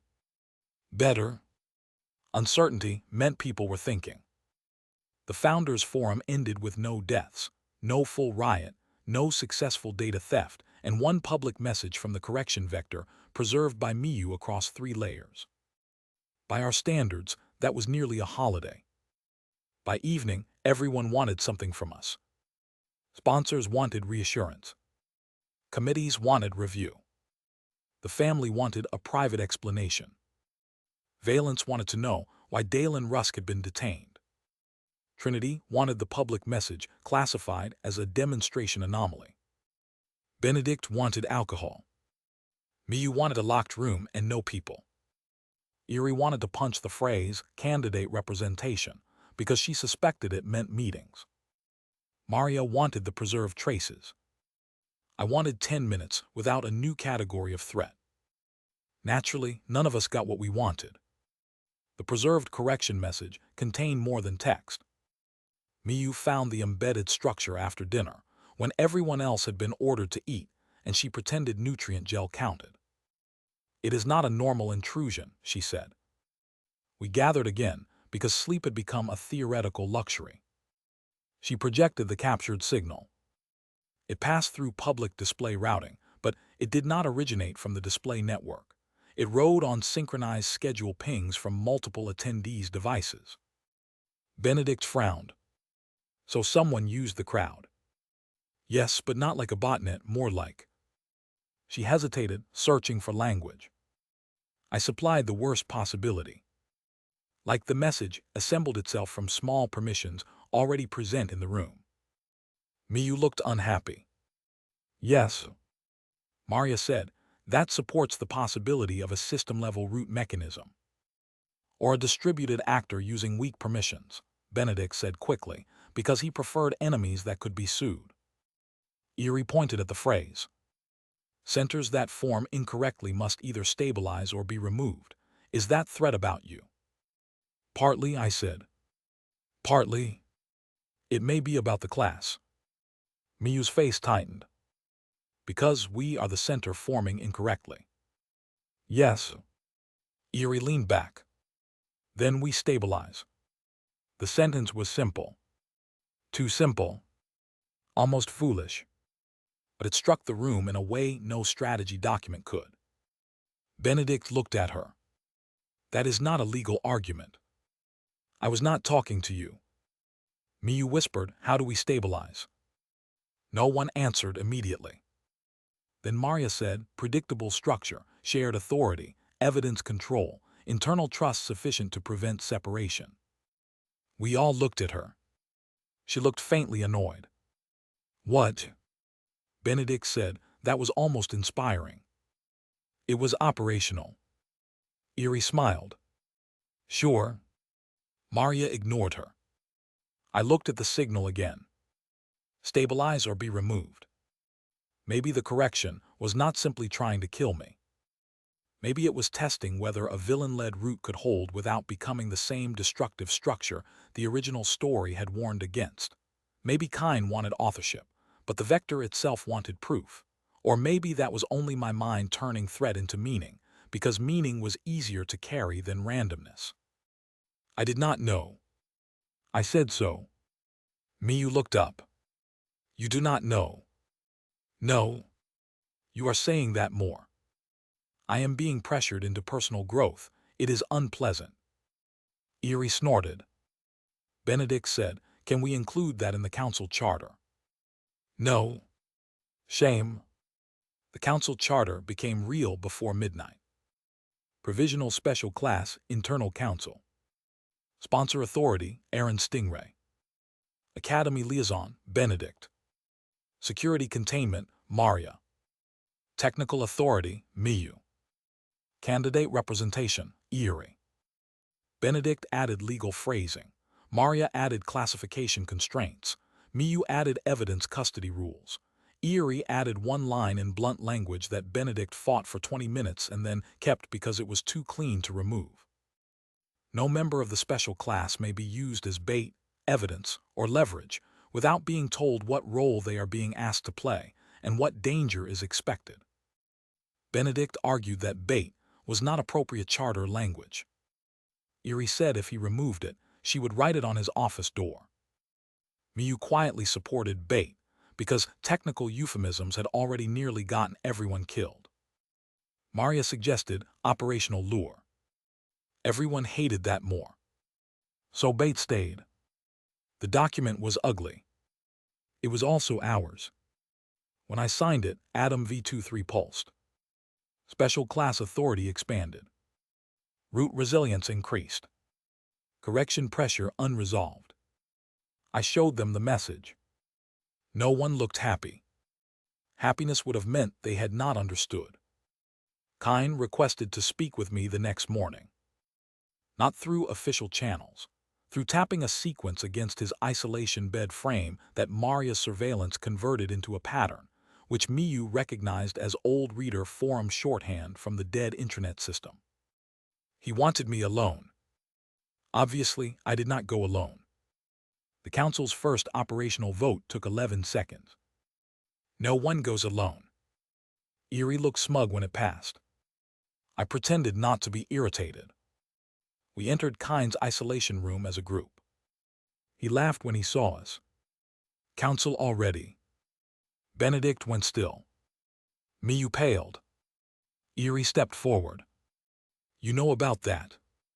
Kine smiled at me. The correction message was public. You reacted predictably. Benedict muttered, I hate this man. Kine looked pleased. I said, you asked to speak. To you. You are speaking to my class. That phrase made him smile wider. Your class still honest. Our council, Miyu said. The word surprised all of us. Kine looked at her. She held the tablet tighter, but did not look away. Our council, she repeated. His smile faded a fraction. Kine hated any sentence that made us less dependent on me. He leaned back. The Founders Forum was impressive, messy, but impressive. You turned correction pressure into legitimacy. Correction pressure, I said. You keep pretending the word is mysterious. You keep pretending you understand it fully. His eyes hardened. More than you. No, Miyu said softly. Kine looked at her. She trembled, but her voice sharpened around the technical point. You use tools built on assumptions. The root marker clone, the administrative extraction, the welfare trap, even your implant triggers. They all assumed surface logs and public roles mattered more than deep system residue. That is why we caught you. Kine's face darkened. Eerie smiled. The shy one has teeth. Miyu looked mortified. Kine said, you caught me because I wanted to see how far he had moved. No, I said, you are rewriting failure as intent. His eyes cut to me. You know, that is exactly what villains do. I know. That answer bothered him. It kept bothering him when I did not defend myself. Benedict stepped forward. What did you request this meeting for? Kine looked at him. Still playing politics at the edge of metaphysics. It is where I am most comfortable.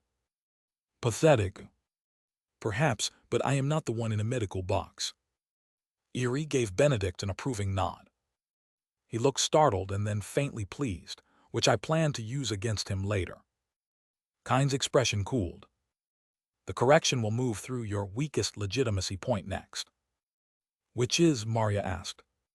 He looked at her. You. Maria did not blink. Explain. You are family containment pretending to be class security. If the family orders you to transfer Aaron, Kine, Miyu's evidence, or Eerie's brother file, what are you? No one spoke. Kine had chosen well. Maria's line was the most visible contradiction now. Miyu had authority. Eerie had representation. Benedict had a legal role. I had sponsor authority. Maria had duty split between family and the class. Kine leaned forward. You think the correction needs to break the class with enemies. It does not. It only needs one official order that makes Maria choose. Maria's voice remained calm. Is such an order coming? I am not the correction. But you know what it wants. He smiled. I know what stories do when a weapon starts choosing its own target. Maria's expression did not change, but the room felt the hit. I hated that Kine was useful. Useful prisoners are a special kind of insult. I said, you wanted to say that in front of us. Yes. Why? Because if Maria reports your identity, you fall. If she hides it, she becomes compromised. Either way, the family becomes the next correction vector. Benedict's face went very still. Miyu whispered, "Can the correction use the family?" Kine smiled. "It can use anything that already wants what it wants." There. A concept. Not identity. Not proof. But a rule. The correction did not need possession if desire already aligned. The family wanted containment. The academy wanted liability reduced. Sponsors wanted acquisition. Hidden readers wanted authorship. Each pressure could become correction without knowing the whole shape. That made the enemy almost impossible to isolate. It also meant the fight was not only outside. It was inside every easy decision. Maria looked at Kine. "Thank you." That startled him. "What?" "You clarified the pressure." Kine's eyes narrowed. Maria turned to me. "When the family order comes, I will bring it to the council before acting unless immediate harm makes delay impossible." The sentence landed like a steel door closing in a new direction. Kine's face changed. He had expected shame, suspicion, argument. He got procedure. "Ours?" Eerie crossed her arms. "I vote we call that rule. Maria does not get to vanish people because paperwork yells." Benedict sighed. "We are not naming rules like tavern rumors." Miyu said the bait rule worked. "The bait rule is going to haunt my career." I looked at Maria. "Accepted." Kine laughed once, but it sounded less certain. "You think rules will save you?" "No," I said, "but they tell us when we are choosing to break them." That quieted him. We left him more contained than before. Not because the room had better locks. Because his words had been turned into a structure before they could become rot. The family order came that night. Kine had been right. Maria received it at 22:04. Immediate transfer of Kinevelder and all associated technical evidence to Stingray Secure Medical Custody. Secondary instruction. Maria to return for debrief and reassignment pending evaluation of special class security exposure. There it was. The correction did not need to forge anything. The family had done exactly what family logic would do: secure the anomalous prisoner, secure the evidence, pull back the attendant whose line was becoming uncertain, contain the unpredictable heir. Clean. Rational. Deadly. Maria brought the order to the lab. Not to me alone. To the council. That alone was the first refusal. She placed it on the table and stood back. Benedict read it and went pale. Miyu read it and clutched the implant case. Eerie read it and looked at Maria. "Are you going?" Maria answered, "I have not decided." The second refusal was quieter. The old Maria would not have said that. The family's weapon had paused before returning to the hand. I said nothing. That was harder than speaking. Benedict looked at me, realized I was waiting, and looked annoyed by the ethical development. "Well," he said, "legally speaking, this is terrible." Eerie glared at him. "That is your opening." "It is accurate." Miyu's voice shook. "If they take the evidence, I may lose chain integrity. If they take Kine, the implant behavior cannot be tested safely against live baseline. If they take Maria, we lose the only person who knows both family containment protocols and our security map." Maria looked at her. Miyu reddened but kept going. "So I object." Eerie said, "I object because this is obviously a leash." Benedict sighed. "I object because if the family removes evidence during an active academy breach, every committee will either panic or pretend not to, and both responses make my life impossible." Everyone looked at him. He added, "And because it is strategically foolish." Maria looked at me last. "Not for command. For vote." That was new.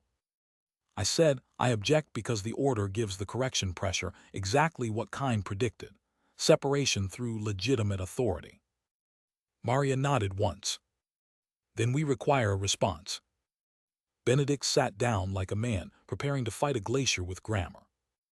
We cannot refuse directly. The family will escalate. We need a superior containment argument. Use kind, I said. Benedict blinked. Explain. Kind predicted the family order before it arrived. That makes the order part of the active interference pattern.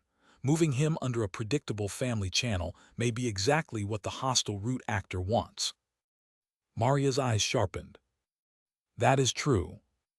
It is also insulting, Benedict said. Excellent. Miyu raised a finger. I can attach technical support. The order arrived after Kind's statement and after the implant phrase about weapon choice. That timing is suspicious enough to justify delay. Erie added, and Maria's reassignment proves he was right. Everyone looked at her. She shrugged. What it does? Benedict pointed at her. That line goes in. Maria looked mildly disturbed. I said we send a collective response. Benedict froze. To the family? Yes. Aaron? No, not from me, from the Special Class Council. Benedict stared as if I had suggested mailing a grenade with calligraphy. That is either brilliant or suicidal. Both has been our range. Maria said, a council response forces them to acknowledge the structure you established publicly. Exactly. Miyu looked anxious. Will that anger them? Yes. Is that bad? Yes. Erie smiled. Good. No, Benedict said. Not good. Understand scale.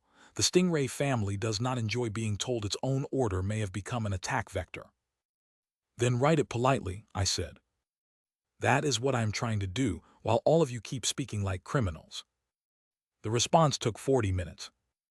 It stated that compliance with the transfer order was temporarily suspended under emergency integrity review because the order matched a predicted hostile pressure pattern delivered by the contained subject, because technical evidence remained actively entangled with Academy breach investigation, because Maria's reassignment would degrade containment continuity, and because the publicly announced Special Class Council required review before actions affecting evidence, security, and candidate welfare. It was the most aggressive refusal I had ever seen that still wore the clothes of obedience. Benedict called it a masterpiece. I called it late. Maria sent it. The room waited. 5 minutes. 10. 20. No family answer. Then Atom V23 pulsed. Correction vector pressure redirected. Special class governance recognized. Threat convergence delayed. Delayed. Not resolved. But delayed. I showed the message. Benedict stared at it. I despise how much that validates the paperwork. Erie looked at Maria. You staying? For now, Maria said. Erie nodded once. Miyu smiled faintly at the implant case. I looked at the council document on the table. This was what Kine had failed to understand. Rules would not save us. But shared rules changed the shape of the attack. The correction had tried to use Maria's duty as a blade. Instead, the blade had been set on the table where everyone could see it before it swung. That did not make us safe. It made us harder to cut quietly. For a week, the correction vector did not speak. That silence was not peace. It was assessment. The Academy settled into a new kind of discomfort. The special class had a room, a charter, an internal council, and enough public legitimacy that no one could simply pull us apart without leaving fingerprints. Sponsors became more careful. Committee members became less friendly. Family messages became colder. Benedict developed a permanent headache and blamed me for all of it with increasing creativity. Miyu worked on Kine's implant in controlled sessions. She stopped asking permission for every technical decision and started telling us what she had already done with reasons attached. Erie trained, attended classes, and learned to weaponize written refusal with a hatred so pure Benedict called it academically promising. Maria remained assigned, but every family channel she delayed created a weight none of us mentioned too often. Kine watched from isolation. Sometimes he spoke. Sometimes he did not. When he did, it was never random. "The correction will not stop because you made a committee," he said once. I answered, "I know." "Then why bother?" "Because every force in this world uses structure. The family, Trinity, sponsors, the root, you. I decided we needed one that did not belong entirely to them." He looked at me for a long time. "You sound less like a villain." "No, I sound like a villain learning governance." He laughed despite himself. That annoyed him. The week's quiet ended with Erie. It began as a letter. Not digital, paper, old-fashioned enough to bypass most of MIU's automatic routing traps. It arrived inside a stack of class materials from the Academy archive, placed between two forms Benedict had requested. The envelope had no sender. Only Erie's name. Maria scanned it before allowing anyone to touch it. No poison, no obvious trace tech, no hidden explosive, no active signal. That did not make it safe. Erie opened it in the council room, because the pact had changed even how she handled private pain. Inside was a single photograph. A young man standing beside a service vehicle in a district I did not recognize immediately. His face resembled Erie enough that no one needed to ask. "Her brother." On the back, one line.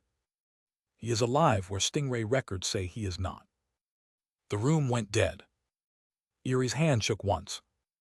Only once. MIU inhaled sharply. Benedict swore under his breath. Maria looked at me. I did not speak first. That mattered. Erie placed the photograph on the table with more care than anger. "Tell me what you know." No screaming. No demand to run. No accusations. That restraint hurt to watch. I stepped closer. "In the original route, your brother's disappearance was tied to corporate movement and fallen exploitation. Stingray's name touched the outer edge, but the details I knew were incomplete. I never had enough to identify where he was, who held him, or whether the version I read matched this route." Her jaw tightened. "You knew Stingray touched it?" "Yes." "And did not tell me." "I told you there was a deeper connection." "You did not say Stingray." "No." "Why?" "Because I did not know whether saying that would give you an enemy or a wall." Her eyes burned. "That was my choice." "Yes." The word landed between us like a confession. She looked down at the photograph. MIU said quietly, "It could be bait." "I know," Erie said.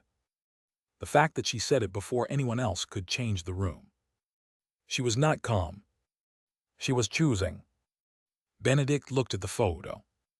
If this came through Academy archive materials, someone had access to my request chain. Maria said, or to the delivery room. MIU already had her tablet out. "I can trace the material batch." Erie looked at me. "What do we do?" "Again." "We." I answered carefully. "First, we verify the photograph, location, timestamp, manipulation, delivery chain. Second, we check whether any Stingray record can be accessed without alerting the family. Third, we decide whether to follow the lead." Our hands closed into fists. "Decide." "Yes." "If it is real, I am going." "I know." "If you try to stop me." "I will not stop you from going after real proof." She stared. I continued, "I will stop you from walking into a correction-shaped hole because someone mailed your heart in an envelope." Her face twisted. For a moment, I thought she might hit me. She did not. "Fine," she said. The words sounded like breaking metal. "Verify." MIU took the photograph first, carefully, almost reverently. Erie watched her like the act hurt.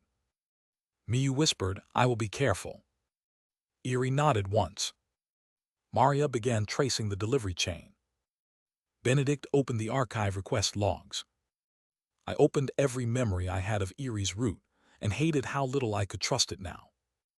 That was the true cruelty of the correction. It did not need to invent pain. It only had to deliver existing pain at the correct time. The photograph was real. Mostly. Miyu confirmed that first. No obvious generation artifacts, no surface manipulation. The paper is new, but the image data appears copied from an older physical source. The vehicle model and background signage match an industrial transfer district outside Trinity's standard student routes. Eerie closed her eyes. Alive? Miyu hesitated. The image is not enough to prove current status. The careful answer hurt more because it was necessary. Maria traced the delivery to an archive courier with no memory of inserting the envelope. That could mean memory alteration, fear, bribery, or ordinary ignorance. Benedict traced the request chain and found a ghost approval attached to one of his own document pulls. That made him livid. They used my credentials. Again, I said. Do not say it like a pattern, I requested. It is a pattern you need to fix. I am aware. The Stingray record search was worse. Maria accessed what she could without triggering high-level audit. The family did have outer-edge records tied to the district, logistics transfers, security incidents, fallen labor categories, redacted medical movements, nothing direct. Enough to confirm the letter's hook. Not enough to reveal the hand. Eerie listened to every piece. No one hid the ugly parts. When Maria said fallen labor categories, Eerie's face went white with rage. When Benedict said the district had valence-linked storage histories, she did not leap at valence. When Miyu said the image could be old, she did not accuse her of cowardice. This was what restraint looked like when it was not pretty. At the end, I said, the lead is viable. Kind's implant phrase echoed in all of us. Fallen thread viable. Eerie looked at me. And likely bait. Yes.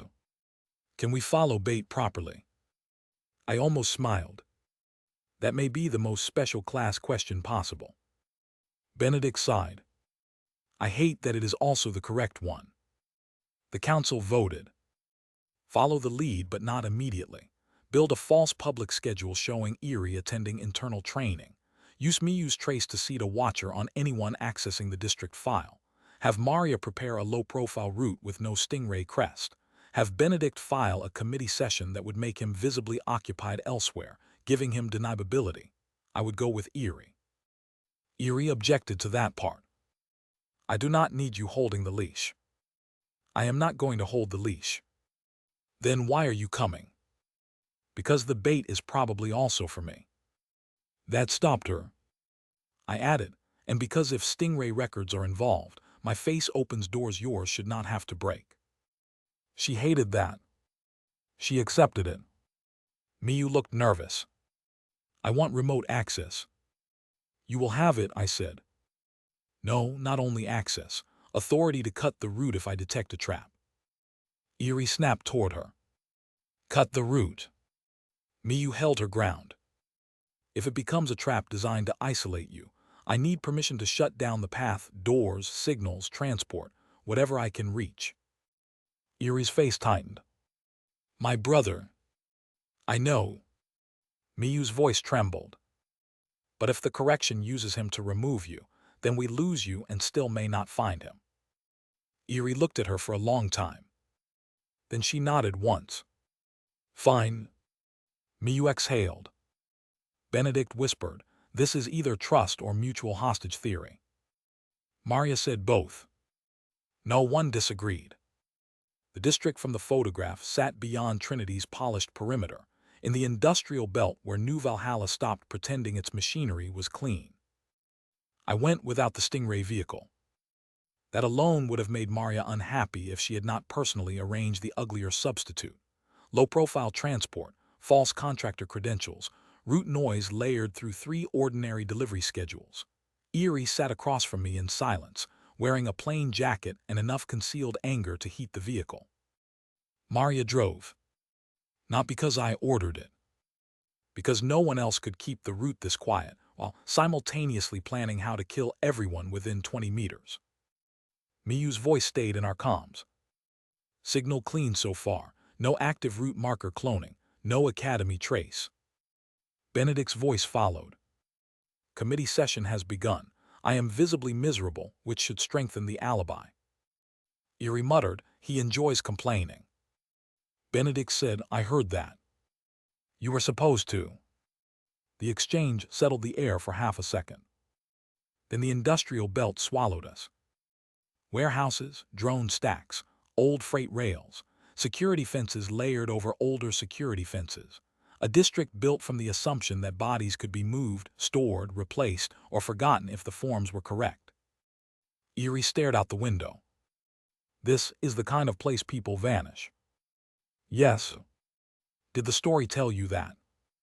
No. She looked at me. My city did. That answer landed between us. She looked back outside. Better. The address tied to the photograph led to a defunct transfer depot with Valence industrial signage scraped off the walls badly enough that it might as well have been left on purpose. The front gate was locked. The side entrance was not. Too easy. Maria parked 2 streets away. Obvious bait, she said. Erie unbuckled. Still viable. Yes, I said, which is why we enter like we know it is bait. Miyu spoke quickly. I have access to outer cameras. Wait, that is wrong, they are feeding loops, old ones, maybe 6 hours old. Interior, I asked. Dead. Convenient. Too convenient, Maria said. Erie looked at her. You all say that a lot. We keep surviving convenient things, I said. We entered through the side route. The depot smelled like dust, old oil, and sealed records, not abandoned. Paused. There is a difference. Abandoned places decay randomly. Paused places wait for someone to press the next command. Erie moved ahead of me, not because I allowed it, but because this was her thread and pretending otherwise would be ownership-wearing concern. Maria stayed behind us. Miyu mapped what she could from the comm. At the center of the depot, we found the first proof. A wall of old transfer lockers. One had been opened recently. Inside sat a child's bracelet, a stained ID tag, and a printed copy of a Stingray logistics order with most of the names blacked out. Erie stopped breathing. I did not touch anything. Neither did she. That mattered. Miyu whispered, scan first. Erie's hands shook. Then she stepped back. Maria scanned the locker. No explosive, no active transmitter, possible passive tag under the ID. Can you preserve? I asked. Yes. Erie said, the bracelet is his. No one answered too quickly. She continued, voice low.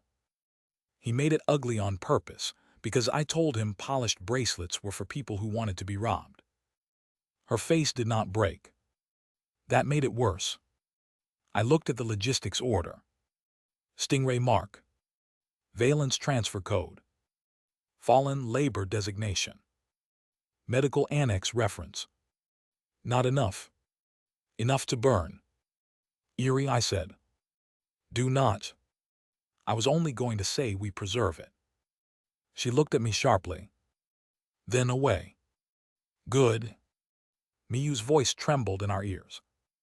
I found the passive tag. It is waking up. Maria moved. Too late. The locker wall sealed. The depot lights turned on. A voice came through the old speaker system. Not kindness. Not Dalen's. Not anyone I recognized. Root Center response verified. The words echoed across the empty depot. Erie's eyes went cold.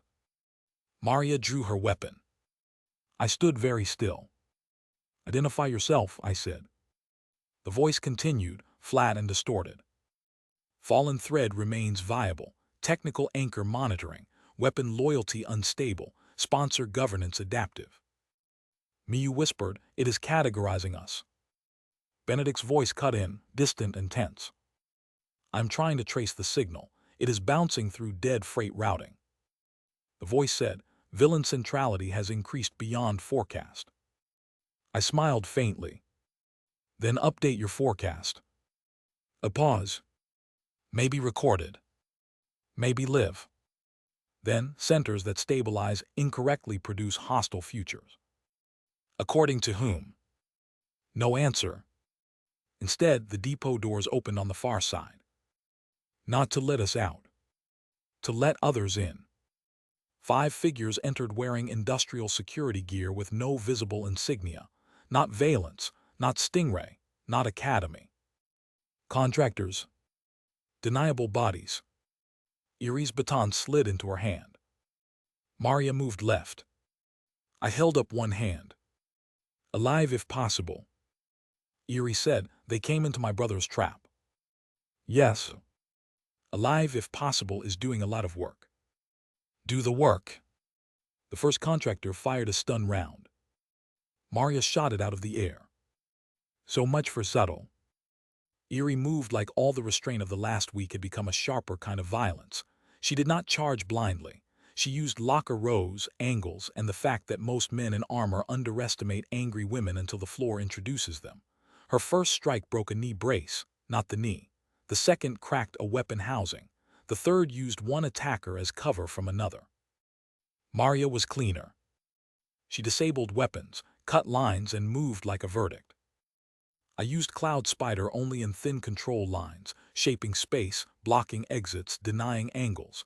Every time the module woke, Adam warned me about output strain, but the body held. Pandora had changed survival from pain management into risk management. That was not comfort. It only gave me better ways to make mistakes. Miyu shouted through the comm. Passive tag is sending bursts every 12 seconds. It is not calling them. It is recording reactions. Can you stop it? Yes, but if I stop it, we lose trace. I almost answered. Then I caught myself. Your call. A pause. Then Miyu said, I am letting it transmit twice more, then freezing the third burst. Accepted. Erie slammed a contractor into the locker wall near me. He groaned but lived. She looked at me, breathing hard. Alive enough. Acceptable. The speaker voice returned during the fight. Root center restraint deviation observed. I laughed once. I could not help it. The absurdity was too sharp. It was watching whether I killed them. Whether I let Erie kill them.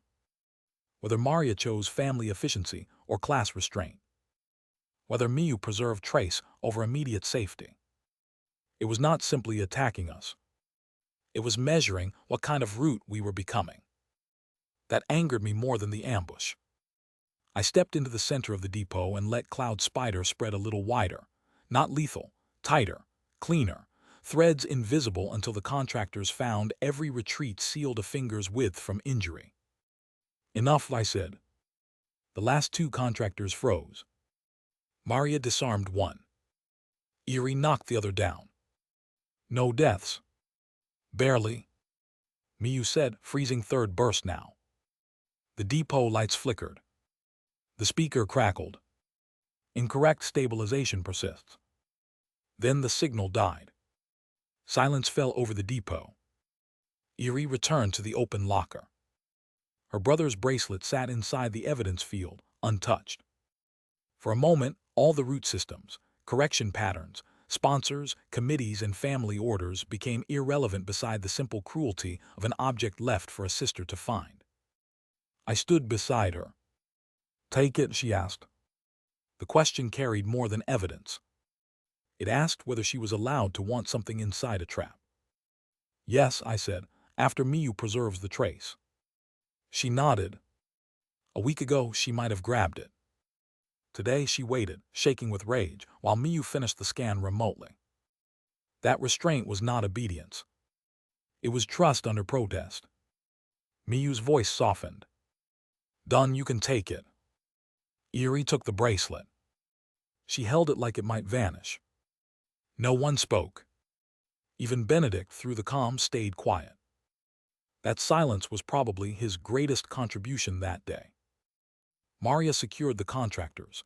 Their implants were shallow, not like Kine-S, page shells with memory gaps and trigger instructions. They did not know the voice.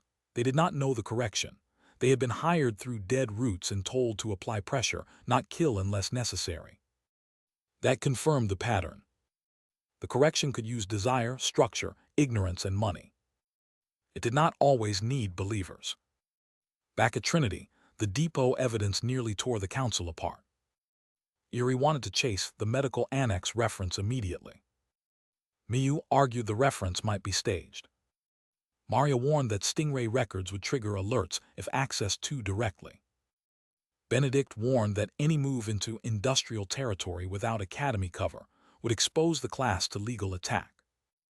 I listened until Erie slammed her hand on the table. "That is my brother." "Yes," I said. "Do not yes me like that makes it easier." "It does not."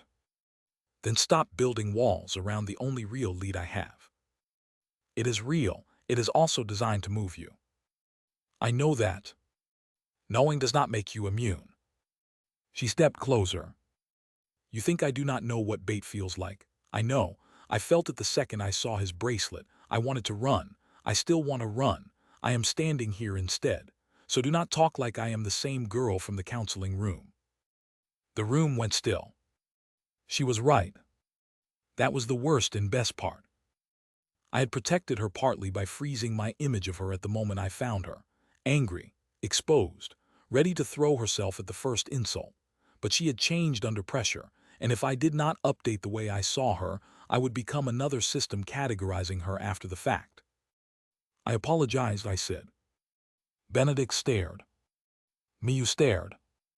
Erie looked as if I had insulted her in a foreign language.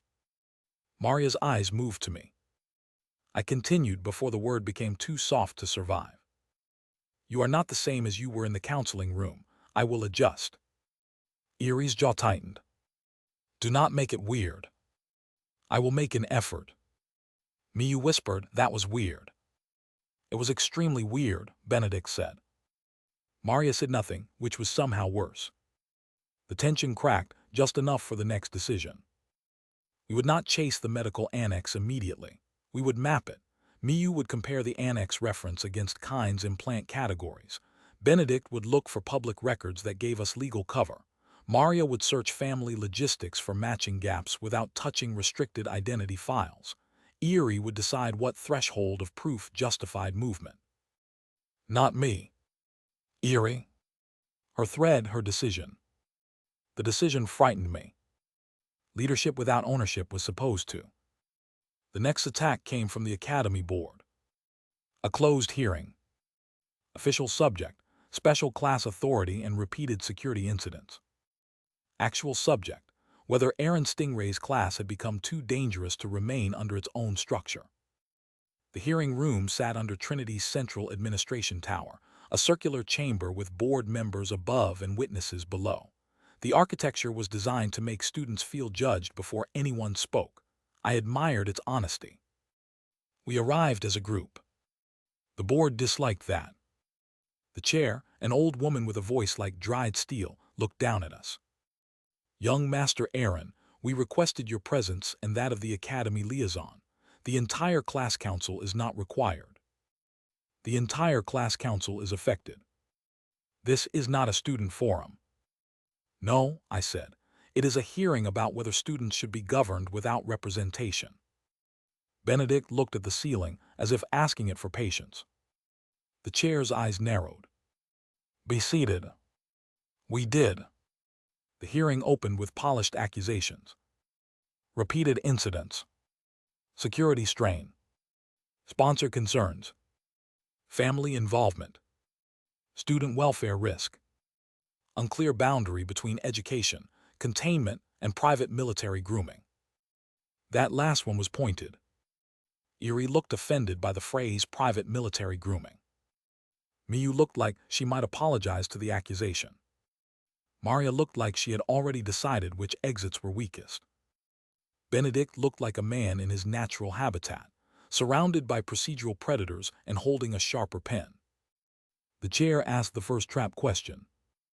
"Young Master Aaron, do you deny that since the special class formed, Trinity Academy has experienced an unusual concentration of security incidents?" "No." Murmurs. The chair paused. "You do not deny it?" "No." Then why should the board not conclude that the special class itself is the source of instability? Because smoke alarms do not cause fires. Benedict's mouth twitched. The chair did not smile. Explain. The special class has repeatedly revealed vulnerabilities that predated its official structure or were aimed at exploiting its absence of structure.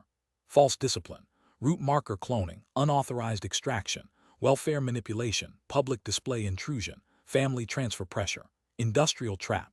Each incident targeted the class because it concentrates root-relevant talent. Removing the class does not remove the instability. It only scatters the targets. The chair looked down at her file. You use the phrase root-relevant talent. Another mistake.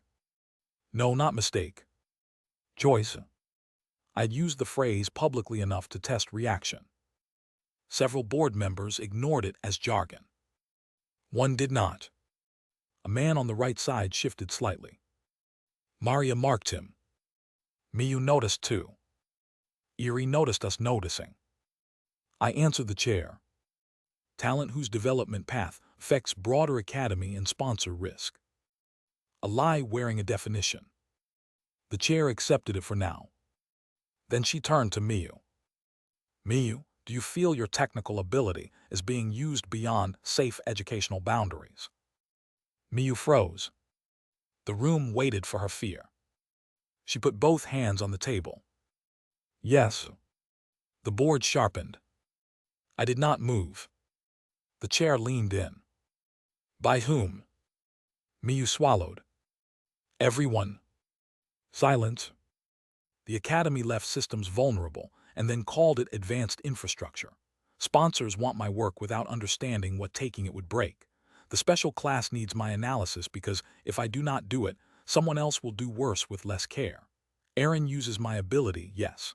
So does the board when it asks whether my use is safe only after it becomes politically inconvenient. Benedict closed his eyes again. Erie looked openly delighted. The chair studied Miyu. That is a serious statement. Miyu's voice shook. I know. And do you wish to be removed from the class? No. Why?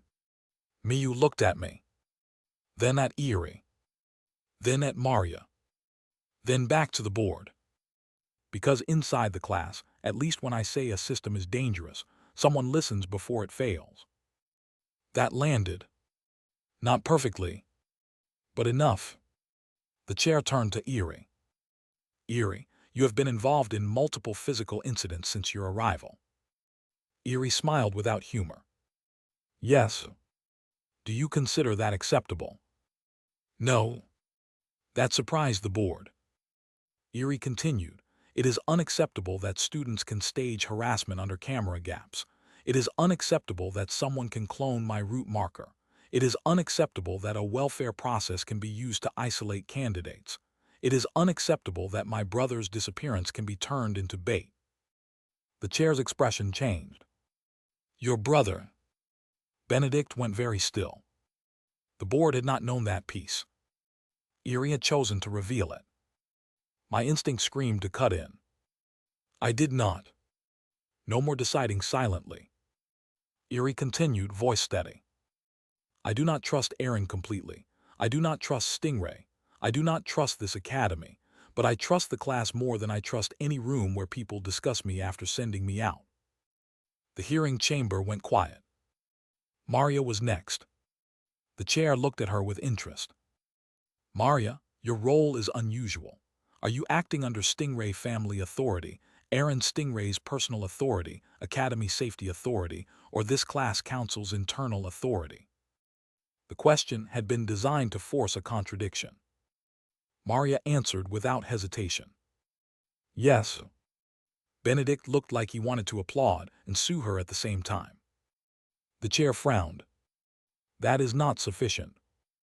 It is accurate, Maria said. My assignment originated from the family. My operational orders are tied to young Master Aaron. My current containment responsibilities affect academy safety.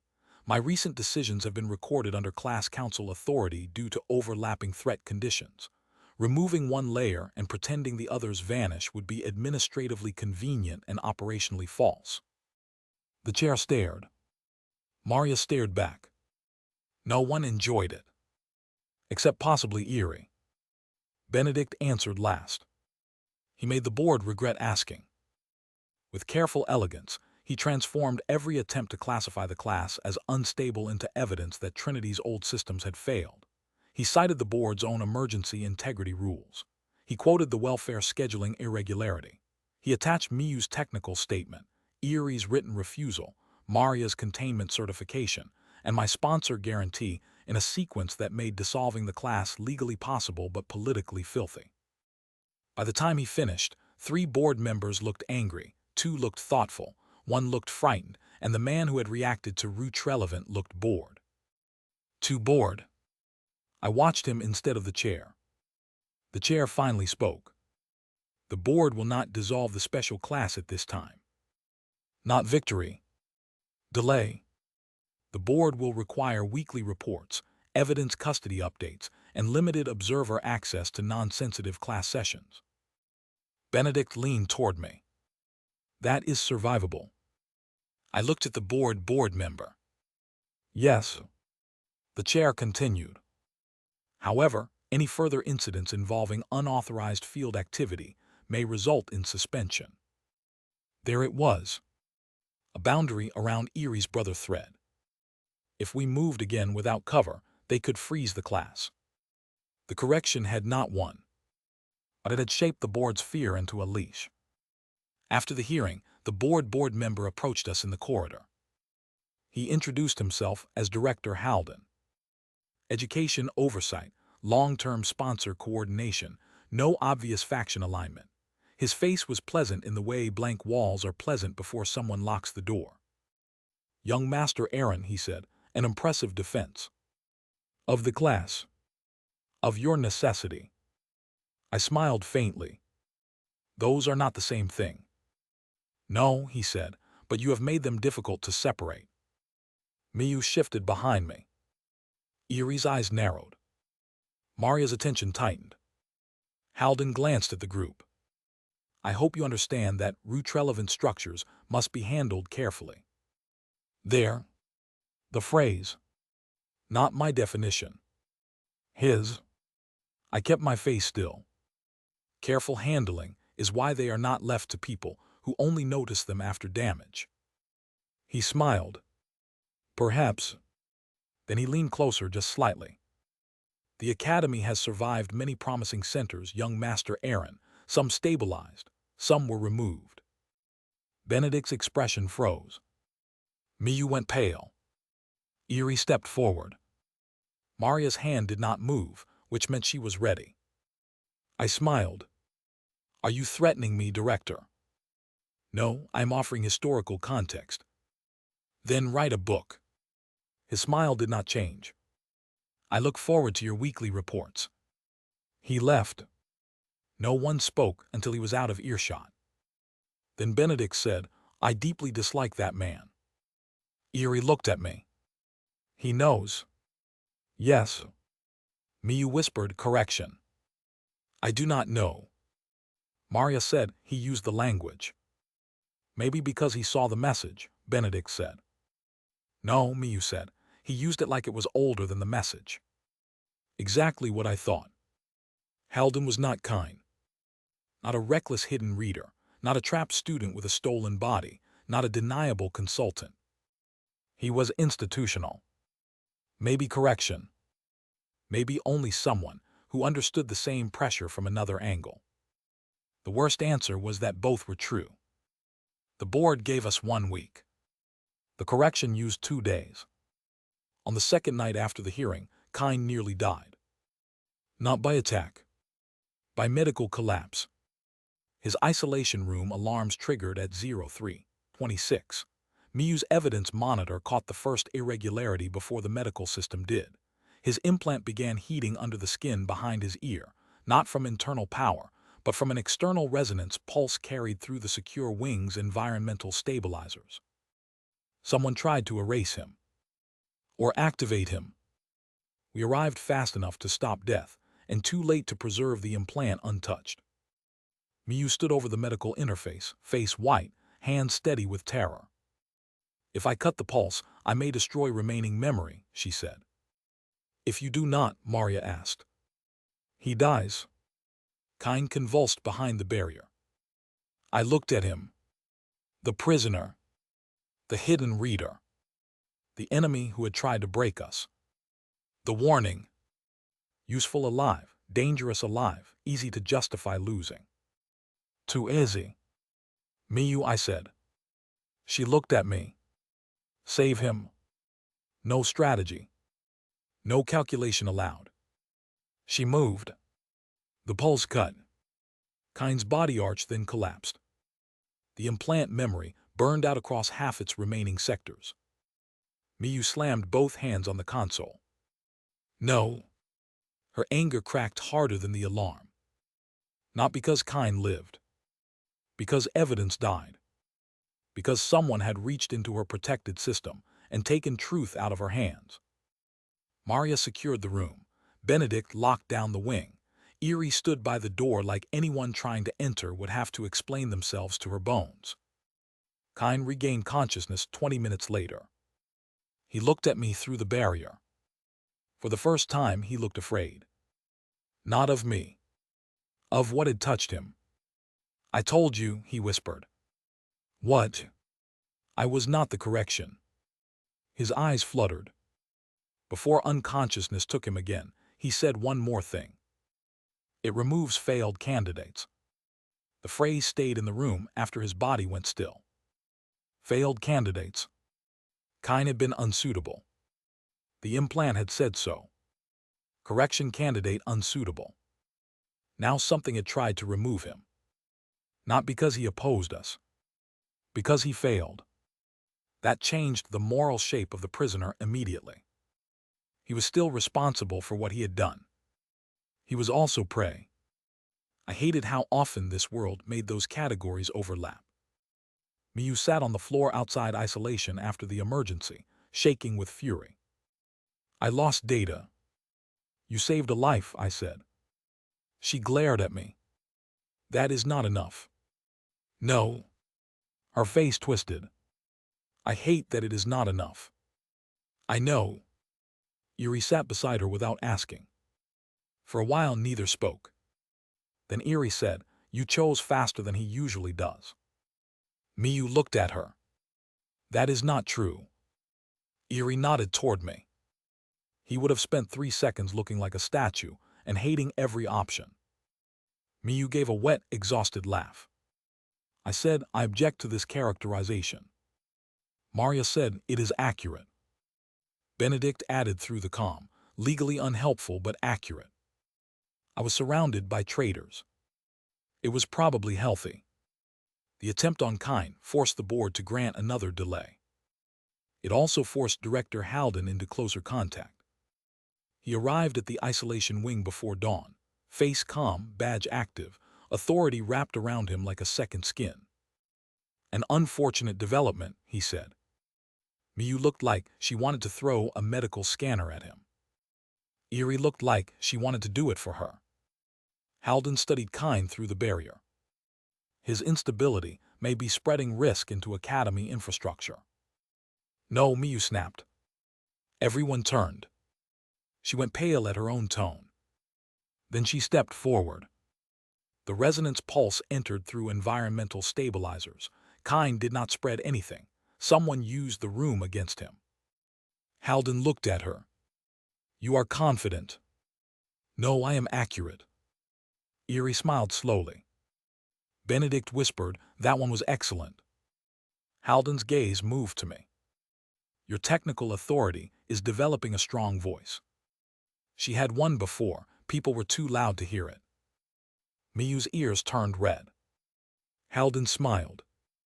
Admirable. Still, the board will require access to the remaining implant memory. No, Miyu said. The word came before mine. Before Maria's. Before Benedict's. Her hands shook, but she did not step back. The remaining memory is unstable. Any transfer risks destroying it. I will provide mirrored extracts after integrity verification. Halden's expression did not change. You refuse a board request. Miyu looked terrified. Then said yes. Eerie moved closer to her side. Maria said, Technical authority has determined transfer unsafe. Benedict said, under council charter and emergency integrity rules, that determination is procedurally valid. I said nothing. Silence was the strongest support I could give. Halden looked at each of us, then smiled. Very well, I will await the extracts. He left. Miyu collapsed into the nearest chair. I think I just refused the board. You did, I said. Am I going to die? Not today. That answer is terrible. Accurate. Eerie nudged her shoulder. You were terrifying. Miyu looked at her. Really? No, but you were close. Miyu made a small offended sound. The class was changing again. Not into harmony. Into shared defiance. The correction vector had tried to remove a failed candidate and take evidence. Instead, it made Miyu publicly claim authority. That was a cost the enemy might not have intended. Or maybe it had. That was the problem with correction pressure. Every victory could be part of the test. The first extract from Kine's damaged implant came 26 hours later. Miyu projected it in the council room with heavy eyes and a voice stripped thin by exhaustion. Only 5 fragments survived clearly. Candidate Kine non-compliant. Villain root center persists. Class governance anomaly. Fallen thread delayed. Correction handoff required. Correction handoff. Benedict sat down. I hate new phrases. Eerie pointed at the last line. Handoff to who? Miyu shook her head. I do not know. Maria said, if Kine was a candidate and failed, handoff may mean another actor. Another hidden reader, I asked. Maybe, Miyu said, or institutional node or system layer or someone like Halden. No one liked that. Eerie tapped fallen thread delayed. Delayed because I did not run. Yes, I said. She looked at the phrase for a long time. Then she smiled without warmth. Good. That one word carried more growth than any training report. Benedict pointed at class governance anomaly. That is us. Yes.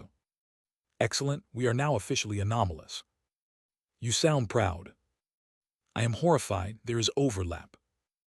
Maria studied correction handoff required. If handoff is required, we may have a window before the next actor fully engages. How long, I asked. She looked at me. Unknown. Miyu whispered, before the Founders Forum message, pressure was continuous. After the council charter and Kine's failed removal, the pattern changed. It may need to reassess structure. Benedict leaned back. So our best defense is being inconvenient to categorize. Eerie said, I can do that. Benedict looked at her. Yes, I have noticed. I looked at the board. Kine had become a failed candidate. The class had become a governance anomaly. Eerie's threat had been delayed because she chose restraint. Miyu's authority had preserved enough evidence to reveal the handoff. Maria's refusal had delayed family extraction. Benedict's procedure had kept the class legal. And I had done something more frightening than controlling the board. I had allowed other people to alter it. The result was not clean victory. It was anomaly. Apparently, anomaly was enough to make correction pause. For now, the week after the extract was uglier in smaller ways.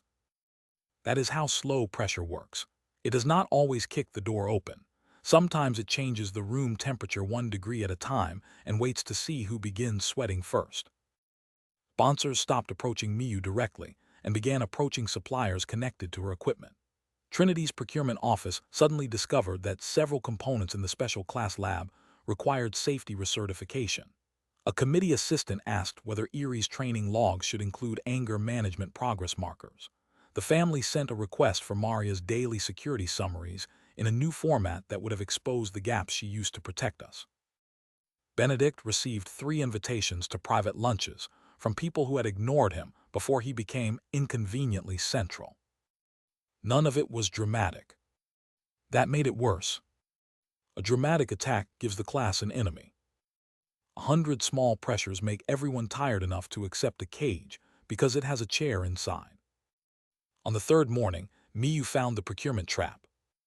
They are not trying to remove my equipment, she said, standing over a projected supply tree. They are trying to replace one component at a time with certified alternatives. Eerie frowned. That sounds boring. It is horrifying.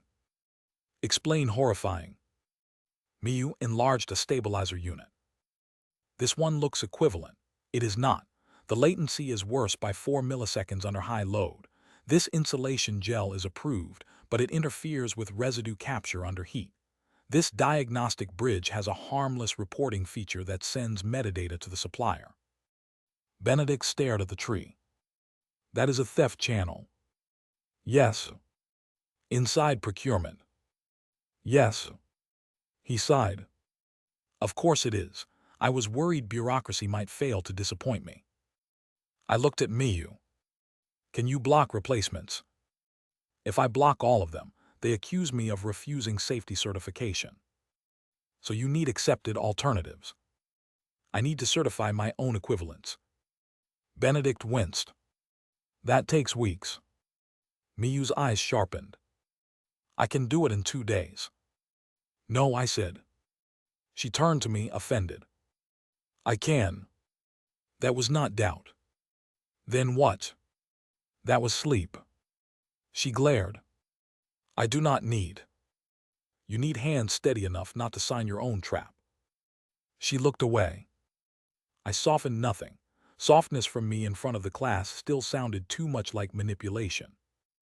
Instead, I said, choose which replacements are critical. We fight those. The rest we let through if they do not touch evidence integrity. Miyu looked at the tree, angry because triage is an insult to perfection. 5 critical. Good. 8 important. 5.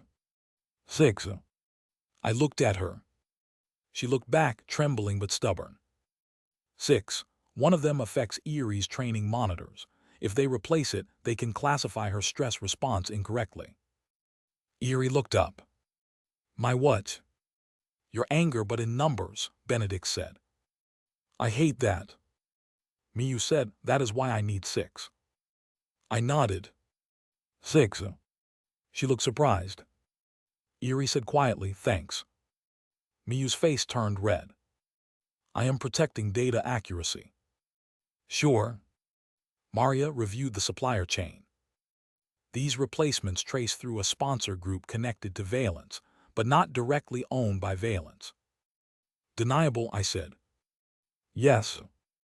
Benedict closed his eyes. I am beginning to believe the entire economy is a weapon. It is, Maria said. No one contradicted her.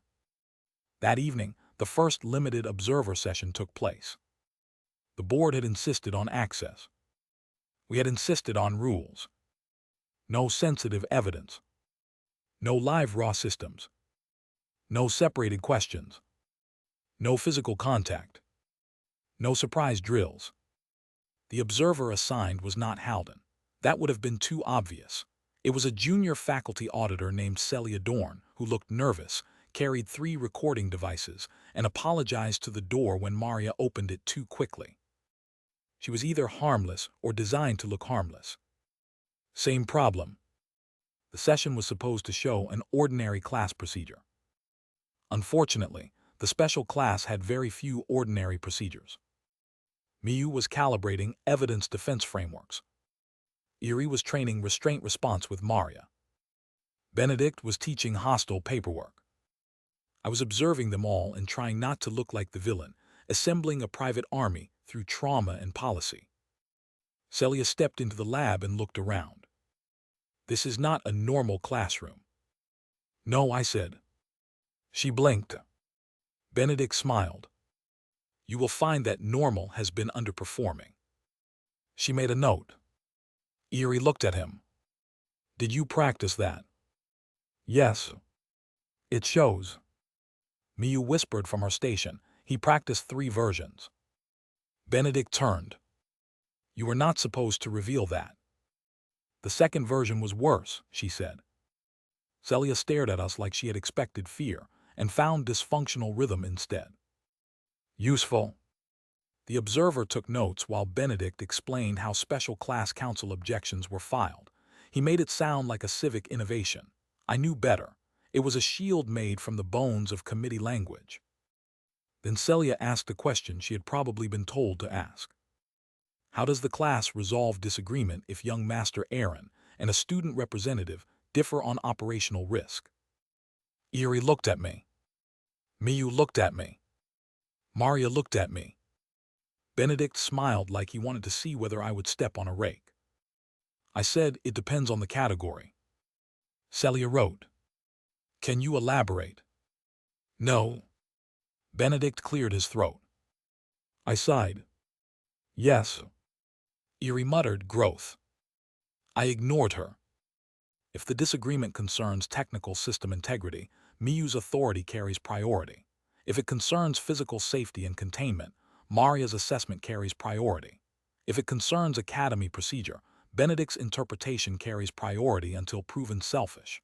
If it concerns Erie's brother thread or personal exposure, Erie has veto unless immediate danger overrides it. Celia looked up. And what authority remains with you? The authority to be blamed. Benedict made a sound. Miyu looked at me too quickly. Erie's expression changed by a fraction. Maria's face remained still, but her eyes sharpened. I admit it partly as dry humor. It landed more honestly than intended. I corrected. Sponsor guarantee, strategic coordination, external threat assessment, and final emergency action if delay would cause irreversible loss. Celia wrote carefully. That sounds unusually distributed. Yes. Why? The easiest answer was, because it performs well under review. The true answer was, because if I hold everything, the correction can cut everything by cutting me. I said centralized control failed before anyone admitted it was control. Celia looked uncomfortable. Then the observation turned. Her recorder flickered. Not all three. Only one. Miyu's head snapped toward it. Do not move. Celia froze. Maria's hand went to her side. What is it? I asked. Miyu stood slowly. One recorder is broadcasting. It should not be. Celia went pale. I did not activate external transmission. I know, Miyu said. That is why I said do not move. Erie stepped between Celia and the door. Is she bait too? Possibly unwilling, Maria said. Celia looked like she might cry. Benedict's voice sharpened. Who issued your devices? Board office, Celia whispered. Miyu opened a containment field. The recorder pulsed once. Text appeared on its tiny diagnostic strip. Observation accepted. Governance anomaly persists. Next correction vector requires emotional fracture. The recorder burned out. Celia screamed. Not loudly. Enough. Miyu caught the device casing before it hit the floor, gloves already sealed around her hands. Preserved, she said, breathing hard. I looked at Celia. She was shaking. Not an actor. Not willingly. Another carrier. The correction had used an observer who thought she was holding a tool. The pattern was becoming impossible to ignore. Erie looked at me. Emotional fracture. Yes. Brother. Maybe. Miyu clutched the recorder. Or me. Maria said, or my family line. Benedict added quietly, or mine. We all looked at him. He smiled without humor. What, you think I do not have one? My whole life is an emotional fracture with a budget. Erie blinked. That was almost sincere. Forgive me. Celia whispered, am I in trouble? No, I said. She flinched at my voice anyway. I lowered the temperature of it. You were used, that is different. She looked at the class like she had expected monsters and found people who were too tired to enjoy frightening her. Miyu said softly, "You should sit down, your hands are shaking." Celia sat. The observer session ended early. Official reason, device malfunction. Actual reason, the correction had announced its next method. Emotional fracture. The class spent the night naming fracture points. Miyu hated the exercise immediately. "This is awful," she said. "Yes." "No, I mean structurally awful. We are making a list of where we hurt." "Yes." Eerie crossed her arms. "Better than letting someone else make it first." That ended Miyu's objection because it was true. We wrote them down. Miyu, fear of ownership, technical failure, social exposure, evidence loss.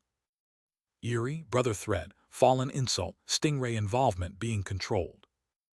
Maria, family duty, assignment removal, determining whether I was threat or person.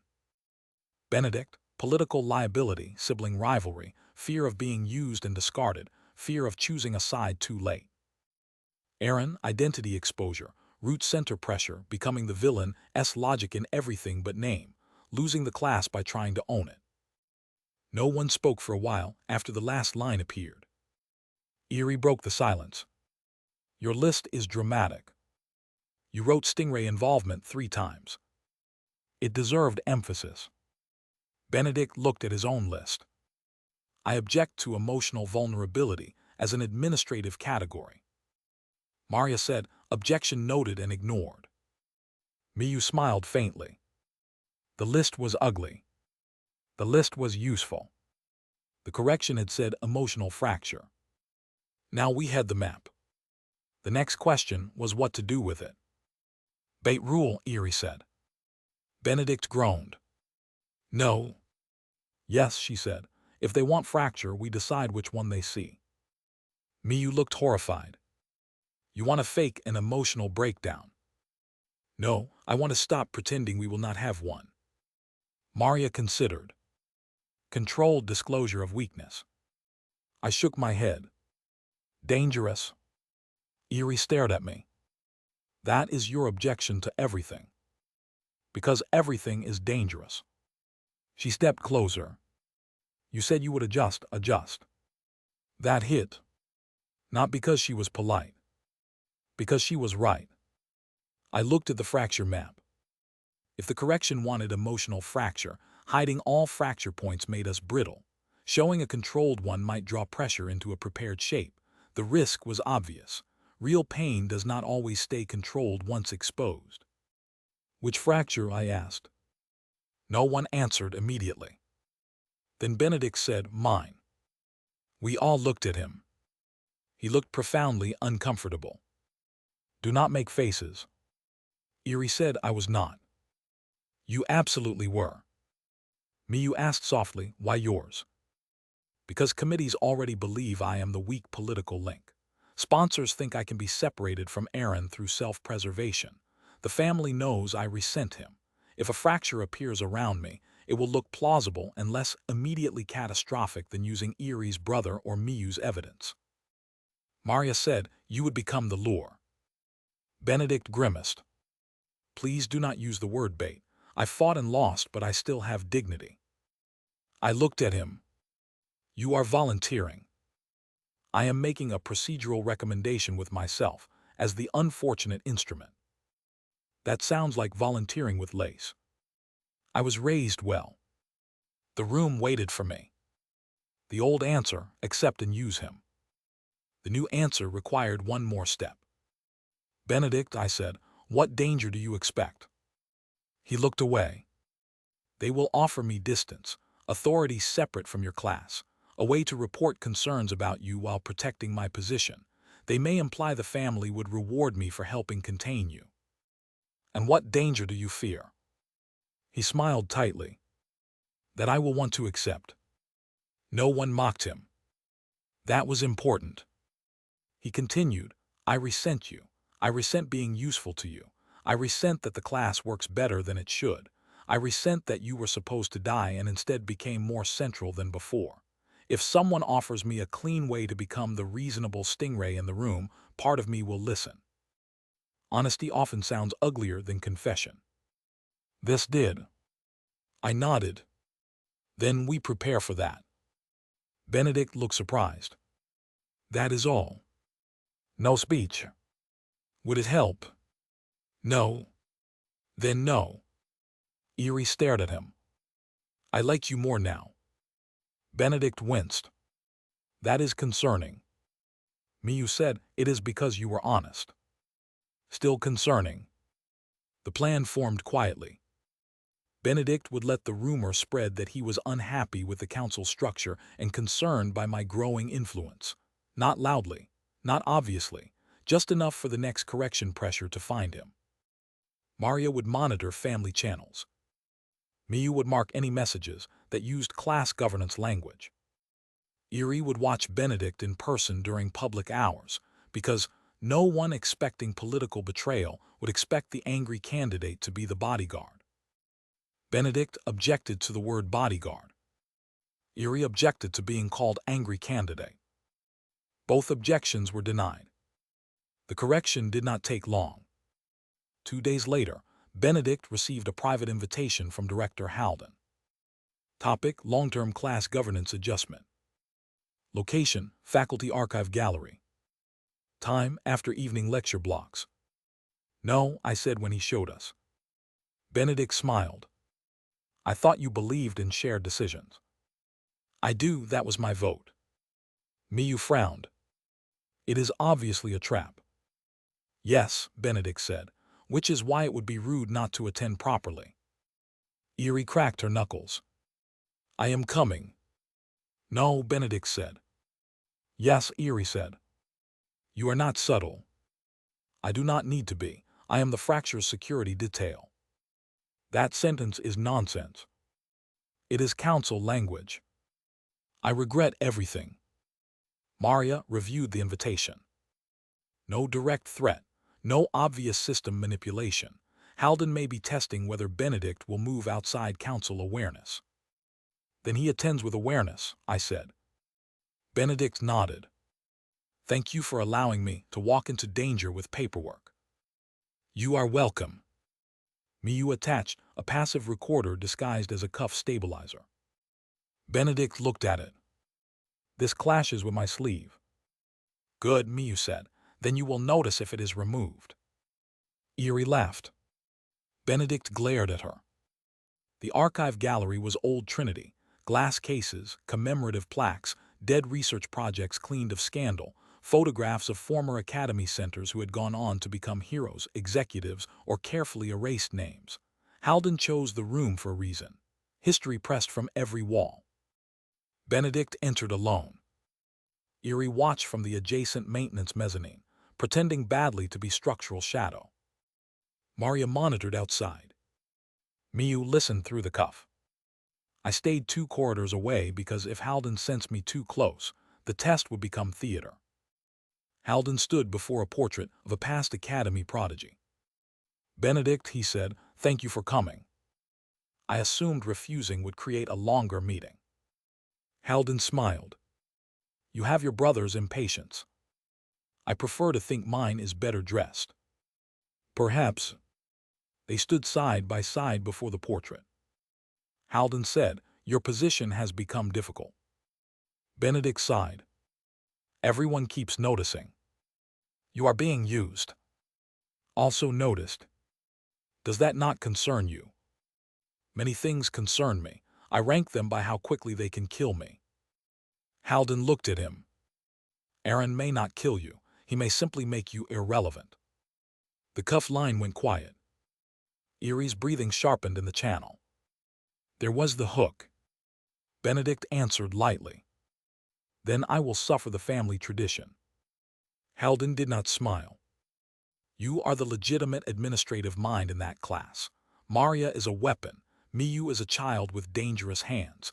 Erie is a wound looking for a target. And Aaron is a narrative distortion wearing family authority. You are the only one who can make the structure acceptable. Miyu's voice whispered through our private channel. He said narrative distortion. I did not answer. Benedict looked at the portrait. You flatter strangely. I offer clarity. The board is willing to consider a governance adjustment.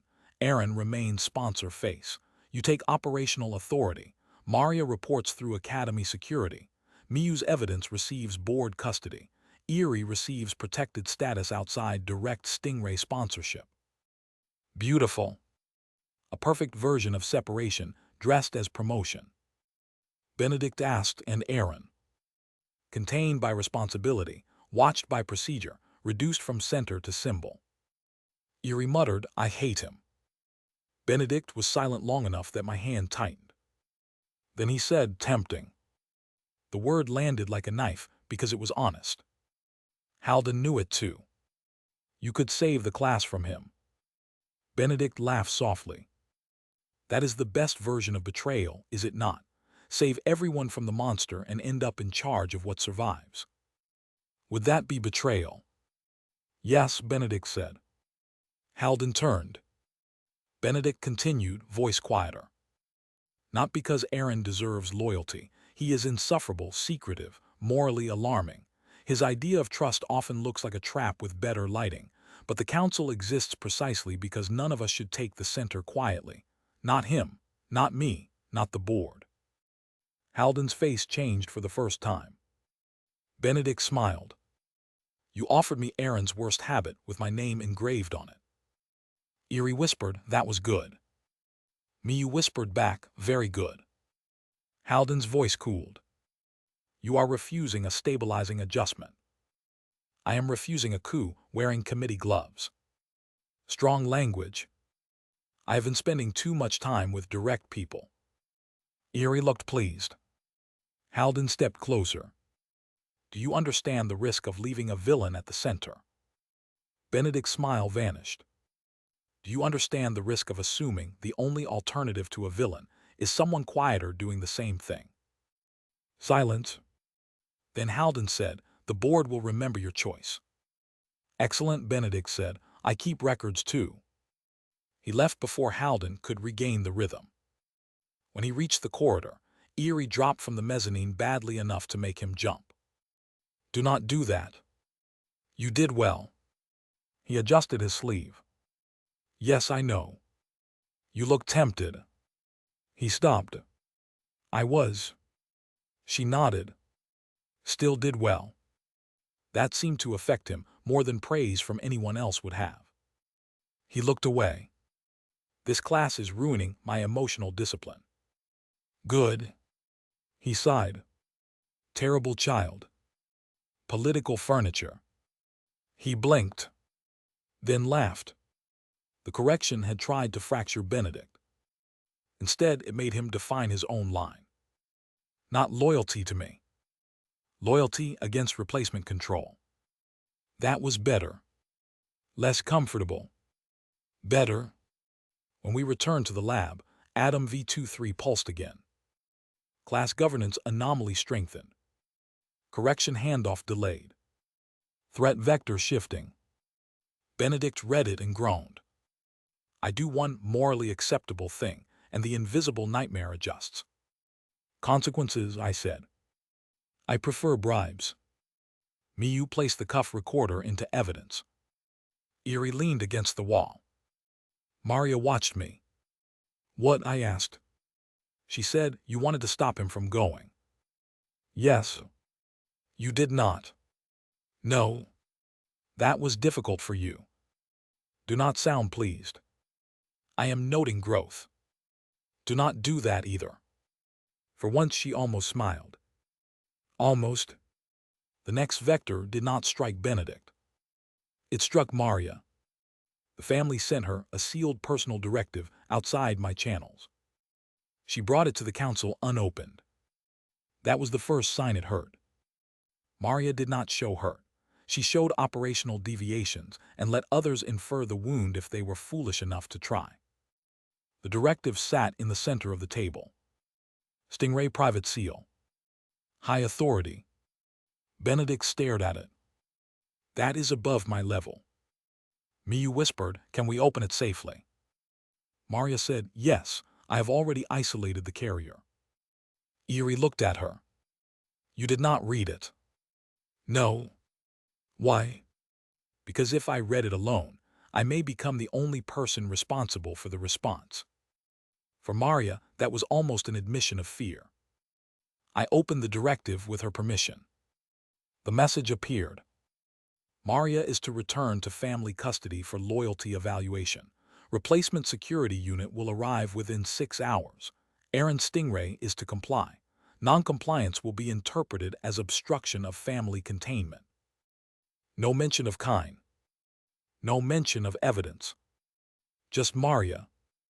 Kine had said the correction would move through her weakest legitimacy point. Now it had. Erie said no. Maria looked at her. That is not your decision. Counsel, Erie said. Benedict rubbed his forehead.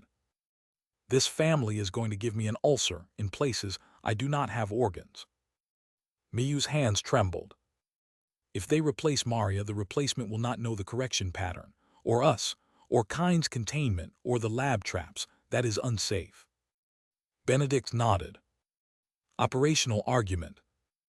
Erie said, also they are trying to take her. Benedict winced. Less useful phrasing. It is true.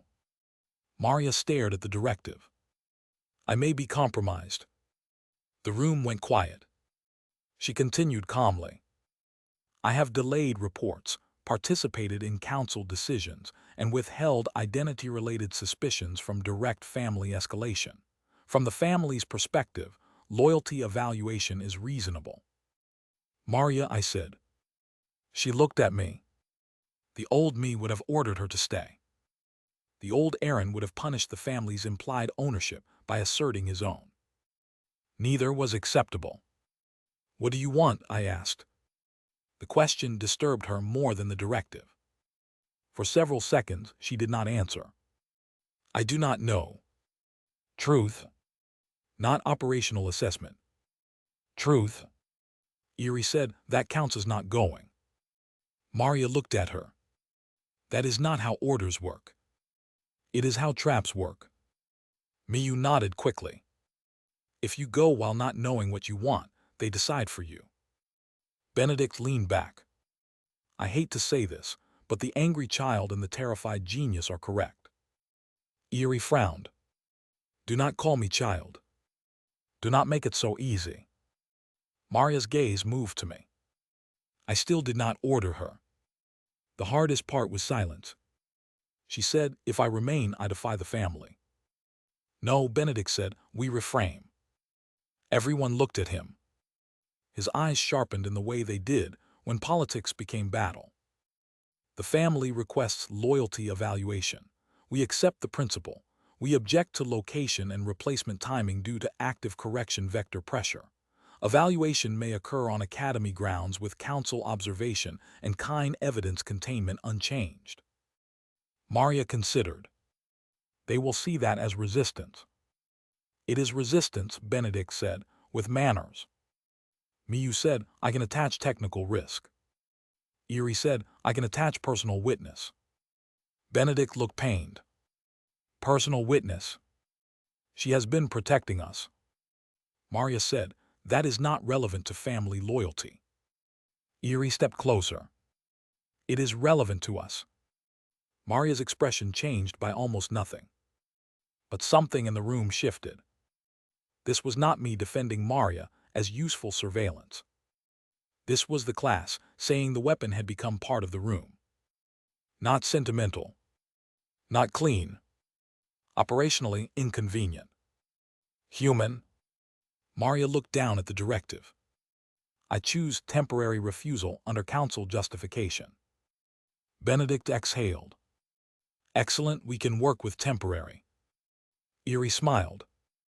Maria gets a rule. Benedict groaned. No. Miyu whispered, Maria does not get vanished because paperwork yells. Erie pointed at her. Yes. Maria closed her eyes. I strongly object. Objection noted and ignored, I said. She opened her eyes. For the first time, she looked at me with something almost like accusation and almost like gratitude. Both were dangerous. We sent the response. The family did not answer for 47 minutes. When it did, the message was short. On-site evaluation approved. Replacement unit delayed. Compliance remains under review. Maria read it once. Then once more. Erie leaned back. Still here? For now, Maria said. Miyu smiled at the table. Benedict said, I am beginning to appreciate for now as a lifestyle. I looked at Adam's silent interface. No message appeared. No route recognition. No approval. Maybe because this choice did not need a system to measure it.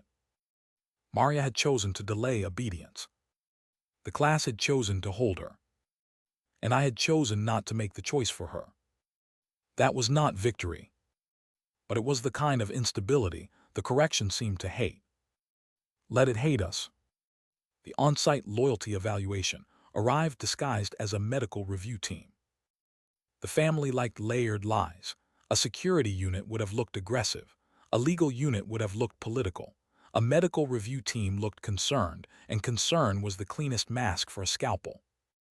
3 specialists entered Trinity Secure Wing 2 mornings later. 1 doctor, 1 behavioral analyst, 1 quiet man with no listed role whose posture said extraction if needed. Dr. Voss was not among them. That was unfortunate.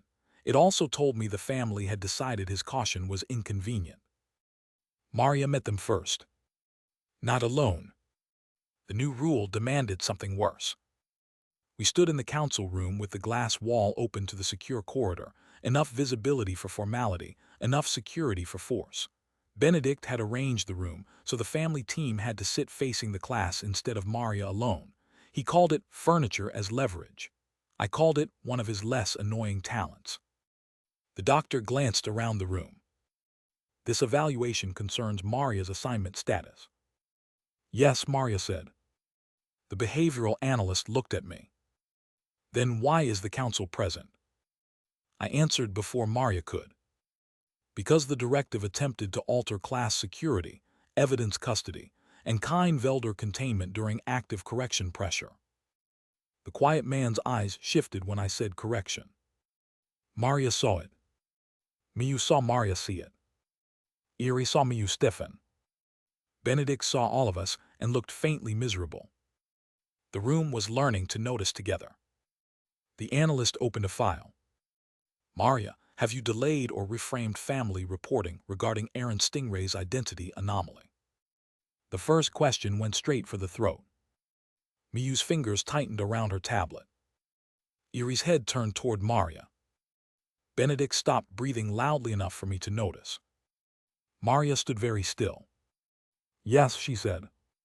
The analyst's pen paused. Explain. Maria's voice remained even. Premature disclosure would have created uncontrolled containment pressure during an active hostile interference pattern. The identity anomaly is relevant, but moving it without evidence context would increase risk to family interests, academy stability, and special class security. The analyst looked at me. You admit the anomaly exists. I admit Maria's assessment exists. That is not an answer. No, it is containment. The quiet man's mouth tightened. The doctor said, Maria, have you developed personal attachment to any member of the special class that may compromise your operational clarity? Erie's eyes flashed. Benedict rubbed his temple. Miyu looked terrified. Maria did not blink. Yes. The room froze. Then she continued. Attachment is not the same as compromised clarity. It is a factor. It must be named to be managed. Erie's mouth fell slightly open. Benedict whispered, that is horrifyingly healthy. The analyst frowned. Define attachment. Maria looked at Miyu. Responsibility. At Erie. Continuity. At Benedict. Shared risk. At me. She paused. The pause was small. It felt enormous. Unresolved assessment. I almost smiled despite the circumstances. That was Maria's version of affection, a threat not yet finalized. The quiet man spoke for the first time. If ordered to terminate Aaron Stingray as a hostile possession of family property, would you comply? Eerie moved. Not far. Enough for Maria to notice. Miyu went white. Benedict said, that question is outside agreed evaluation scope. The quiet man ignored him. Maria looked at me. I did not speak. This was hers. She answered, if conclusive hostile possession is established, and if termination is the only viable containment method, I would act. Eerie stared at her. Maria continued.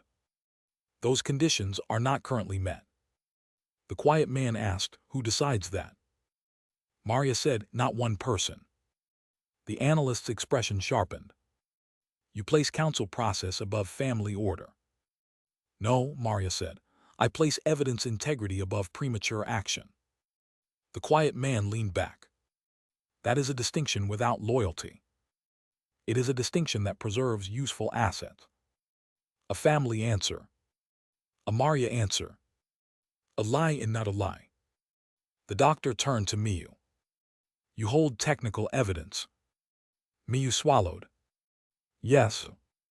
Would you surrender it to family containment if ordered? Miyu looked at me. Then looked away before the old habit could become obedience. No. The doctor's eyebrows rose.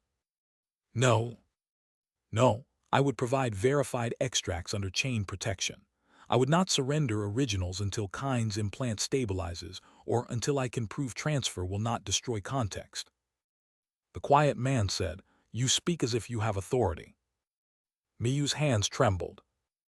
I do. The room went silent again. Eerie smiled like she was ready to bite anyone who disagreed. Benedict's expression said he had never been prouder and never wanted less responsibility for a sentence. The analyst wrote slowly. The quiet man looked at Eerie. And you? Eerie crossed her arms. I do not surrender evidence, people, or myself, because someone with a family seal finds it tidy. Benedict whispered, beautifully unusable. Eerie glanced at him. Good. The evaluation lasted 40 minutes. It should have lasted 10. The family team asked Maria whether she had concealed operational details. She said yes with reasons. They asked whether I had changed since treatment. She said yes with caution. They asked whether the class had become dependent on her. She said yes, then reframed dependence as continuity of containment. They asked whether removing her would destabilize the special class. Everyone answered yes before Maria could. That was not planned. It happened like a reflex. Miyu said yes. Eerie said obviously. Benedict said catastrophically from an administrative standpoint. I said operationally reckless. Maria said nothing for 1 second. Then she said confirmed. The evaluation team left with no immediate order. That was the closest thing to a win family politics allowed. After they were gone, Maria stood alone by the table.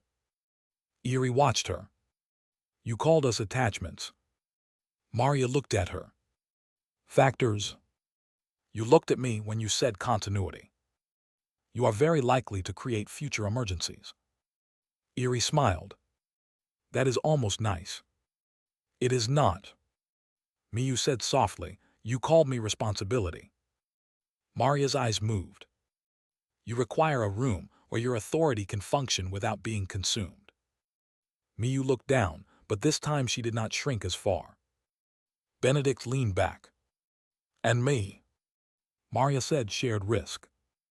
He looked offended. I was hoping for grudging admiration. No. Worth asking. I said nothing. Maria looked at me. Unresolved assessment, I said. Yes. Fair. Annoying, Eerie said. Accurate, Maria replied.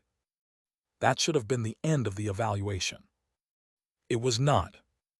The quiet man from the family team vanished from the academy registry 30 minutes after leaving. Not departed. Vanished. His guest record burned, his corridor footage corrupted, his medical team association scrubbed from the escort logs. Only Maria's local copy remained, because Maria trusted family systems about as much as I trusted happy coincidences. Miyu analyzed the scrub pattern and went still. This is not the family. Maria's eyes sharpened. Explain. The family record purge is clean, terrifyingly clean. This is uneven. It erased the official route but forgot the environmental stabilizer noise. Same kind of wrong as the correction pattern. Benedict looked disgusted. So the family team was touched. Maybe only him, Maria said. Or he was inserted into the team, I said. Eerie looked toward the secure wing. What did he ask again? I answered. If Maria would terminate me. Miyu whispered, emotional fracture. Yes. The quiet man had not come only for loyalty evaluation. He had come to put the question into the room. Could Maria kill me? Could the class accept that? Could I accept that? The answer had been yes, under conditions. Maybe that stabilized us. Maybe it gave the correction data. Atom pulsed. Threat vector shifting. Weapon loyalty assessment incomplete. Maria read it. Her expression did not change. Eerie said, it calls you weapon. Yes. Do you hate that? Maria looked at the display. I was made to be one. That is not what I asked. Maria was silent for a long time. Then she said, yes. No one spoke. Miyu's eyes softened. Benedict looked away. Eerie nodded once, as if that was the only answer she had been willing to respect. The correction had meant to fracture Maria. Instead, it made her say the word she hated. Not enough to heal anything. Enough to change the room. The next official report went to the board with Maria's evaluation attached as a classified annex. Benedict made sure the academy could not remove her without accepting responsibility for destabilizing a containment chain they had just demanded. The family could still recall her, but doing so now required admitting that their own evaluation team had been compromised or that they did not care. The family did not enjoy either option. So Maria stayed. For now. The phrase almost became a joke among us. Kine remained alive. Miyu held the evidence. Eerie did not chase the medical annex. Benedict had not betrayed us for sanity. I remained root center provisional, and the correction candidate stayed hidden. For now was not peace. It was only the space between blades. The next blade came through the candidates we had not yet added. I had been avoiding expansion of the special class because every new person widened the attack surface, but leaving future root figures scattered was exactly what had made Miyu and Eerie vulnerable in the first place. The official authority expansion meant I could request review of high-risk students without looking like I was abducting plot-critical people under family cover. Benedict hated that phrasing. He hated most accurate things. The first candidate under review was a quiet combat engineer named Rovan Lask, a student with low sponsor visibility and abnormal compatibility readings tied to defensive modules. In the original route, he should have become a support wall for the protagonist's later missions. Here, he had nearly disappeared into a standard logistics track because no one had noticed his test results were being filed under maintenance aptitude instead of combat systems. Misclassification again. Not necessarily correction. But after everything, misclassification had become a smell. We scheduled a council observation. Miyu reviewed his data and frowned. His scores are wrong. Eerie leaned over her shoulder. Good wrong or bad wrong? Both. The raw performance is higher than the summary, but the emotional stability field is lower than the interview notes. Benedict sighed. Translation. Someone made him look technically boring and personally acceptable. Eerie frowned. Why? Boring students do not attract sponsors, Maria said. Acceptable students do not trigger welfare flags, I said. Miyu nodded. So he can be moved quietly. We brought him in. Rovan entered the classroom with the posture of someone prepared to be dismissed. Broad shoulders, downcast eyes, hands calloused from machinery, not elite training. He looked at the equipment first, then at Miyu, then at Eerie, and only then at me. Smart enough to notice where the true threats were. Young Master Aaron, he said. Rovan Lask. He flinched at being named directly. People used to being overlooked often fear attention before they learn to use it. I gestured to the seat. He did not sit. Eerie smiled faintly. I like him. Rovan looked alarmed. I have done nothing. That is the part I like. Miyu whispered, do not scare candidates. I am being welcoming. Benedict muttered, we need a policy for welcoming. I looked at Rovan. Your file is wrong. His face changed. Not surprise. Fear. Did I fail something? No, you were filed below your actual ability. He looked confused. That is bad. Yes. No one usually complains when the file is lower. That depends who benefits. His hands tightened. Maria watched the movement. Not hostile. Defensive. Miyu opened his raw testing data on the display.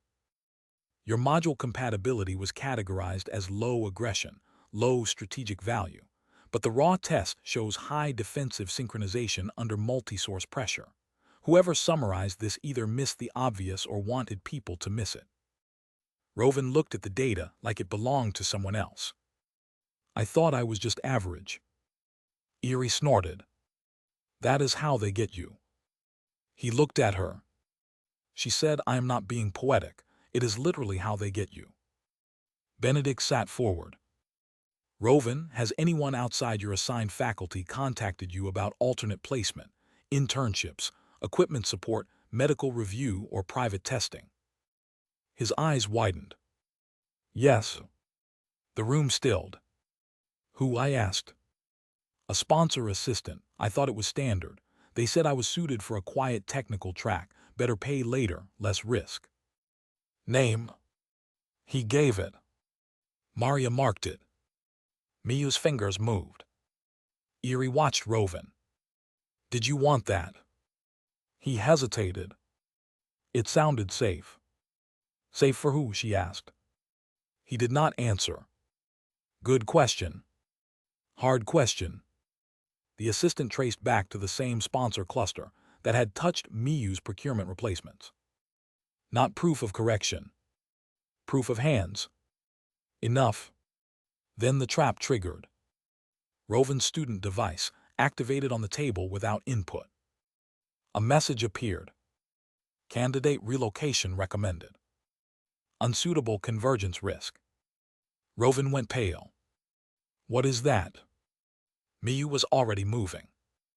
Do not touch it. Eerie stepped between Rovan and the door. Maria sealed the room. Benedict swore. The device pulsed again. Correction candidate transfer pending.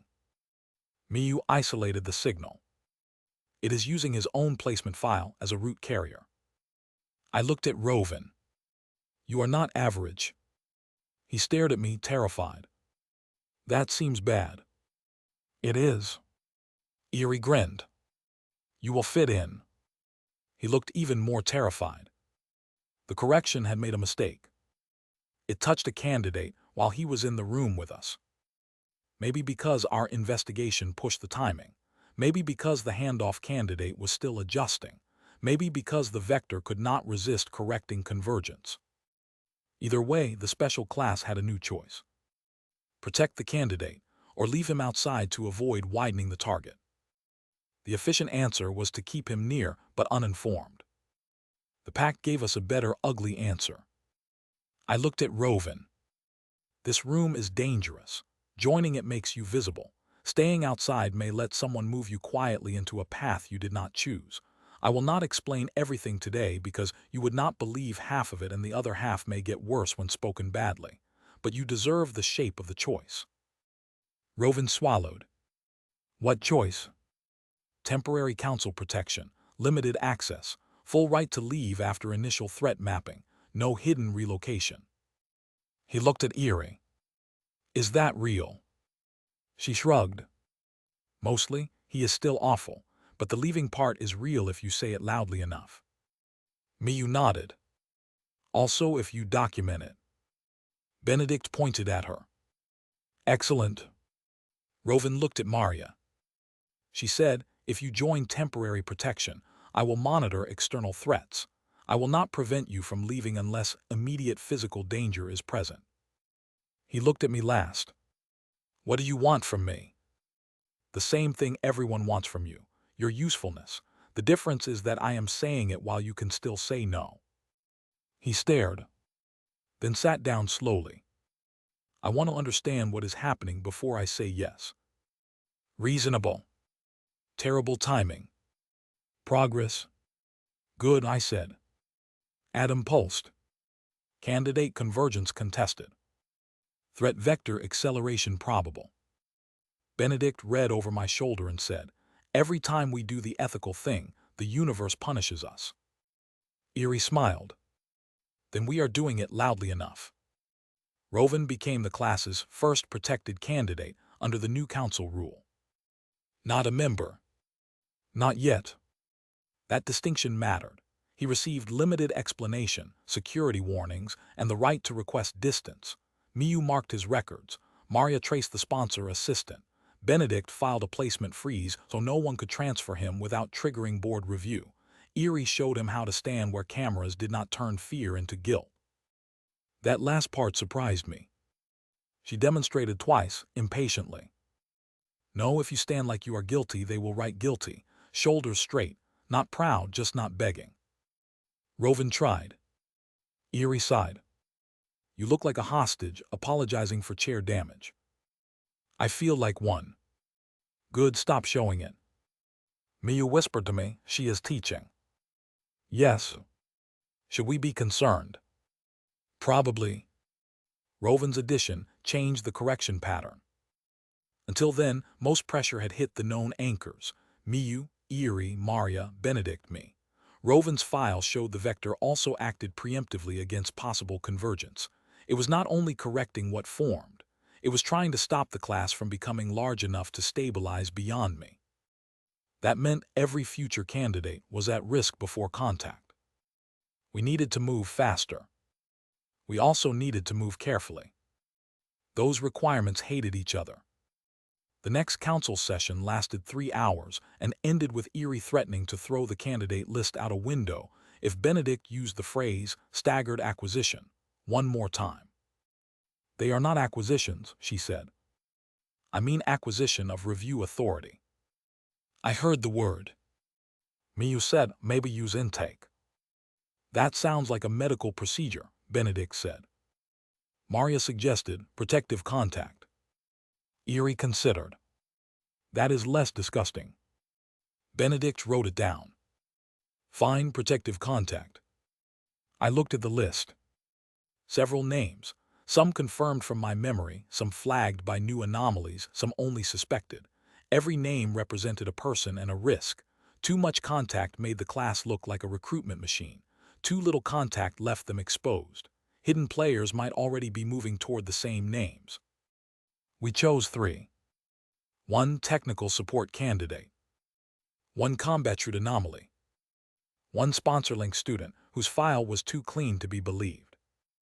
Before we could act on any of them, Halden requested a private meeting. This time with me. The council voted no. I voted yes. Then they voted that if I went, everyone would know the full plan. Maria would be within range. Miyu would tag the room. Benedict would arrange a visible alibi, and Eerie would have authority to interrupt if the meeting touched her brother Thread. I objected to Eerie having authority to interrupt my meeting. I was outvoted. Humiliating. Healthy. The meeting took place in an old faculty garden under a glass roof, surrounded by trees too carefully maintained to be natural. Halden waited by a water feature, hands folded behind his back. You brought many shadows, he said. I am learning transparency. Not quickly. No. He smiled. I imagine your class feels very proud of itself. They are too tired for pride. A shame, pride makes students easier to direct. Your methods are becoming less subtle. My methods? That depends whether you are only a man using old words or one of the hands moving through them. He turned from the water. You still want a face for the correction? Yes. That may be your limitation. Or yours. His smile deepened. Do you know why Trinity Academy survived before the corporations fully owned the city? I said nothing. Because it learned to recognize unstable centers, students who gathered too much gravity too quickly, talents who bent peers into weapons, sponsors who mistook a class for a private army, families who sent heirs here to build influence under the excuse of education. Historical context again. Yes, you disliked the suggestion last time. I dislike most things that sound like a threat from someone pretending to water plants. He laughed softly. Fair. Then his expression cooled. Keinvelder is not the correction. Dalen Rusk was not the correction. The family man was not the correction. I'm not the correction either, if that is the word you insist on using. Then what are you? Someone who has seen enough roots collapse to know when a center is forming wrong. There. Not denial of knowledge. Not confession. Something else. Roots, I said. He looked at me. Do not look so surprised, young Master Aaron. Your terminology leaks when you are tired. So does Kine S. So does the girls implant data. You think you brought a hidden language into Trinity. Trinity has buried languages before. The garden seemed colder. What is the correction vector? Halden looked at the water. A name you're giving to pressure older than your arrival. That is not an answer. It is as much answer as you currently deserve. Cloud spider stirred under my skin. I did not release it. Halden noticed anyway. Good, you can still restrain yourself. You are testing me. Everyone is. Why? Because if you become the wrong center, more than your class dies. A convenient sentence. Grand enough to justify anything. I hated it. You are deciding whether to remove me. No, Halden said. That decision is no longer mine to make. The words landed wrong. No longer mine. So at some point it had been. Before I could press, he stepped back. You stabilized the first visible fracture. That delayed removal. Do not mistake delay for acceptance. My compost. Erie's voice came through, furious and low. He knows something about my brother, ask. Of course she was listening. I looked at Halden. The fallen thread. His expression changed. Barely. Enough. Dangerous, he said. To whom? To every center that thinks personal rescue and root stabilization always point the same direction. Erie swore through the calm. I kept my face still. Is her brother alive? Halden was silent long enough for the answer to grow teeth. I do not know. Do you know where the medical annex reference points? Yes. The calm went dead quiet. Where? If I tell you now, she runs. If I refuse, you accuse me of control. Interesting trap, is it not? I hated him. Because he had stated the moral not cleanly. I said, then give it to the council. He smiled. Better. He handed me a sealed card. Open it with them, or do not. Either choice will tell me what kind of center you are becoming. Then he left. Maria appeared from the side path almost immediately. I dislike him. You and everyone else. Did he threaten you? Yes. With removal. With evaluation. Worse. I looked at the sealed card. Erie's voice returned. If you open it without us, I will know. Yes, I said. Do not yes me. I am bringing it back. Miyu whispered, do not let the card touch your bare hand. I looked at my gloved fingers. Already considered. Benedict said, I hate that this is now normal procedure. I carried the sealed card back to the council room like it weighed more than metal. Maybe it did. Inside could be a location. A trap. A lie. A genuine clue Halden believed we had earned. Or another test designed to make us define the line between protection and control. We gathered around the table. I placed the card in the center. Eerie stood across from me, breathing too carefully. "Open it," she said. I looked at her. "Your call." Her face tightened. "Number council." That answer cost her. Good, even if it hurt. Miyu scanned the card. No active signal, physical seal only, ink layer probably thermal. Maria stood behind Eerie, not restraining, just present. Benedict prepared a record log. I opened the card. Inside was one line.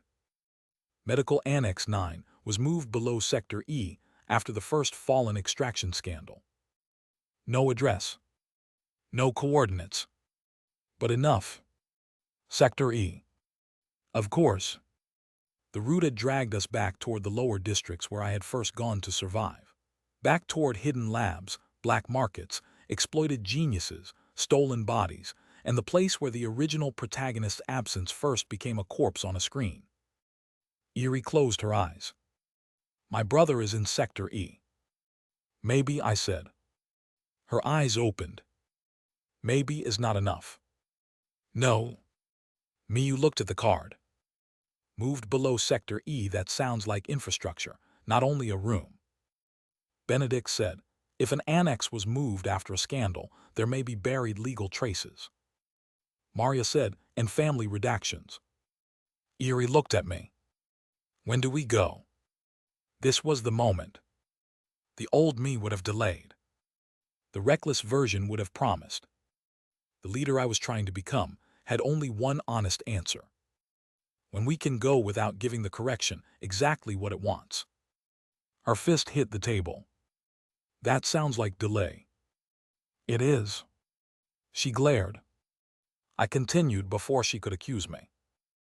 "And it is not my decision alone. If you want to go now, say so. We vote. If the vote goes against you, you can still choose to leave the class and go alone. I will not physically stop you unless you are walking into immediate death." Everyone froze. Eerie stared at me.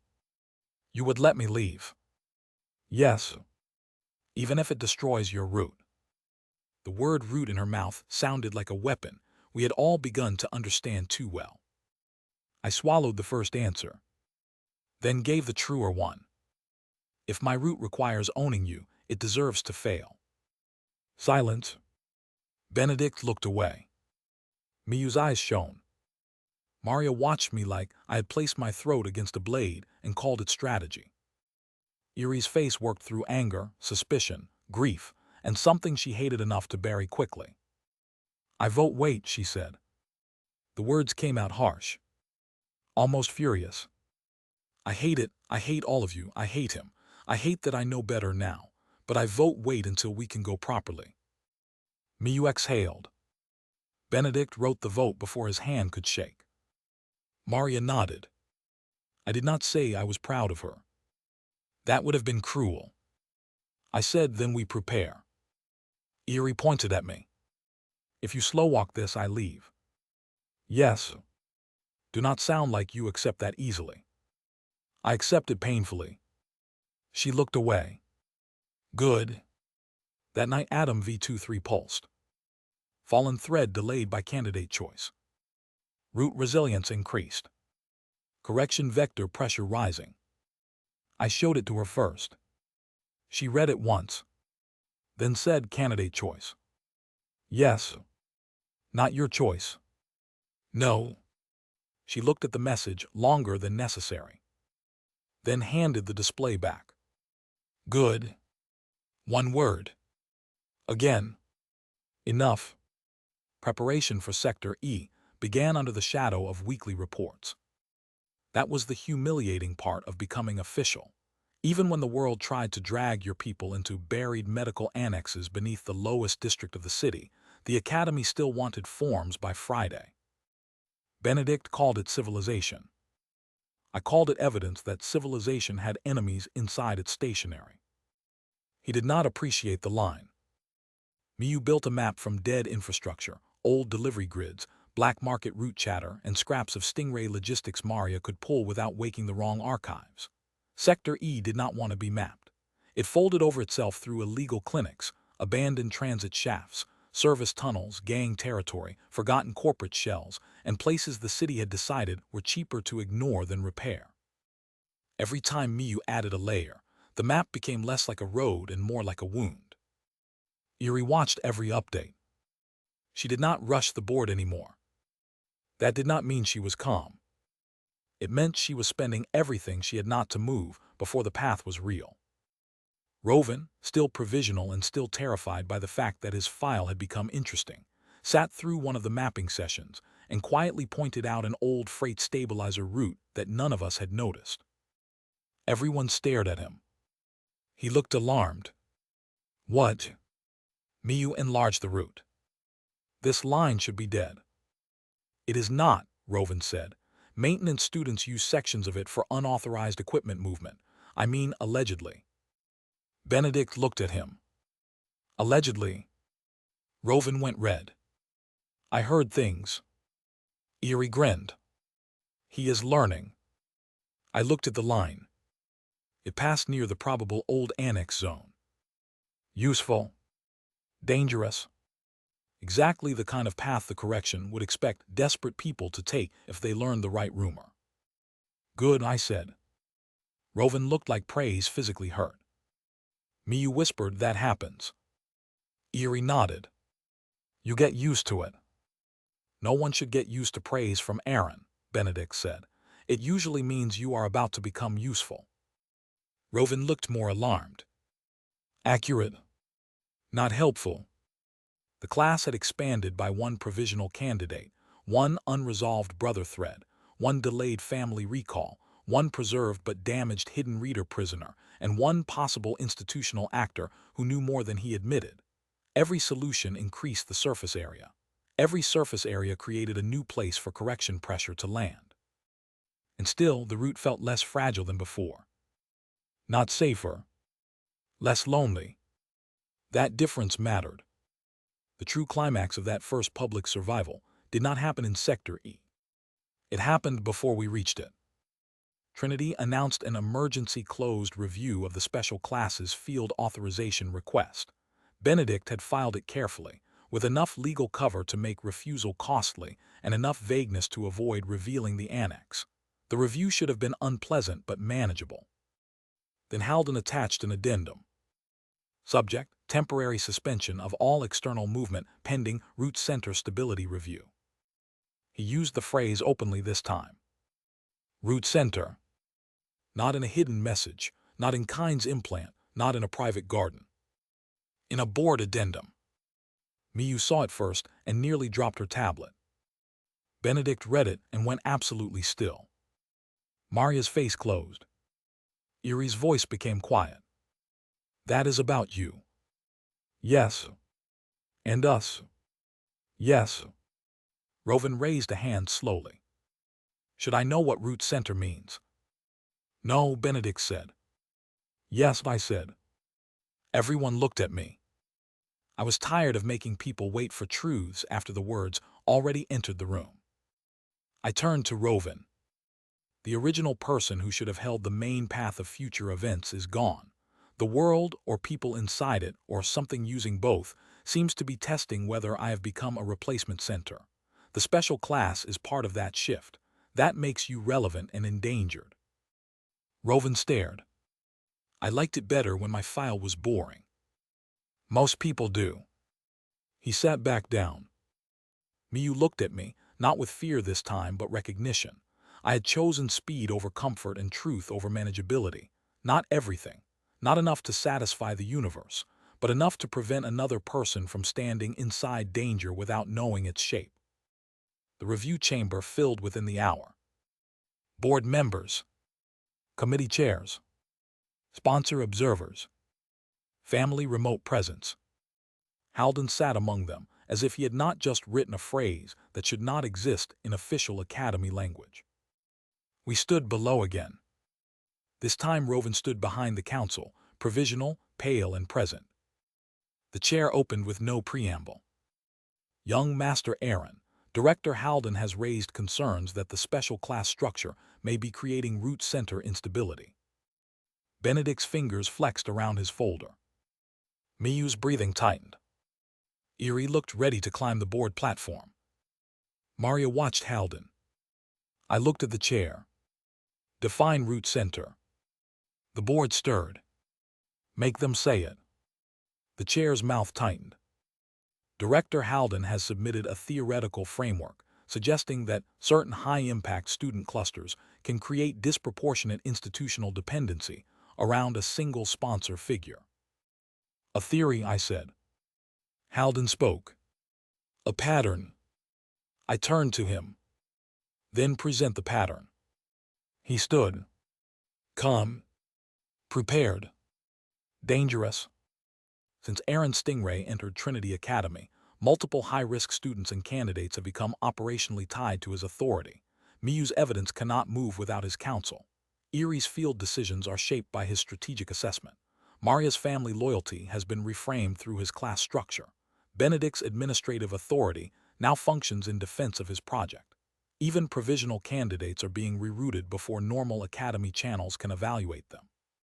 This is not a class. It is a center forming around a single anomaly. Silence. He had said nothing false. That was the worst kind of attack. Erie opened her mouth. I raised one hand. She stopped.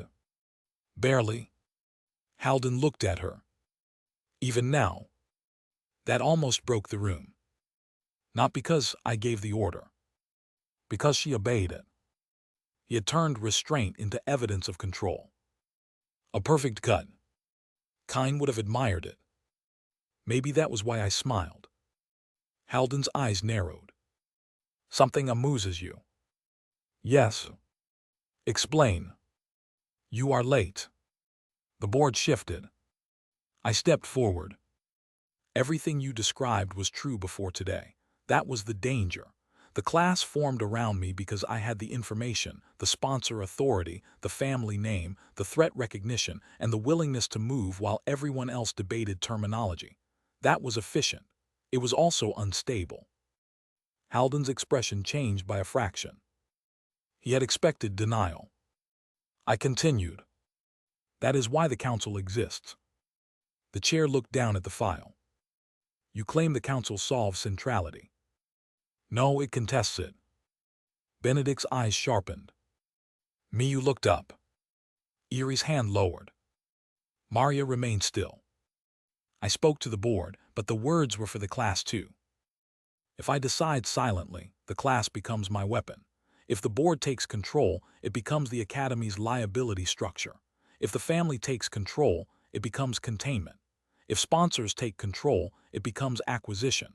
The only reason this class has survived repeated correction pressure is because authority has begun moving through the people most affected by each decision. Halden said, a convenient philosophy after centralizing power. Yes. That answer cut the room again. I centralized power first because I thought speed mattered more than consent. Sometimes it did.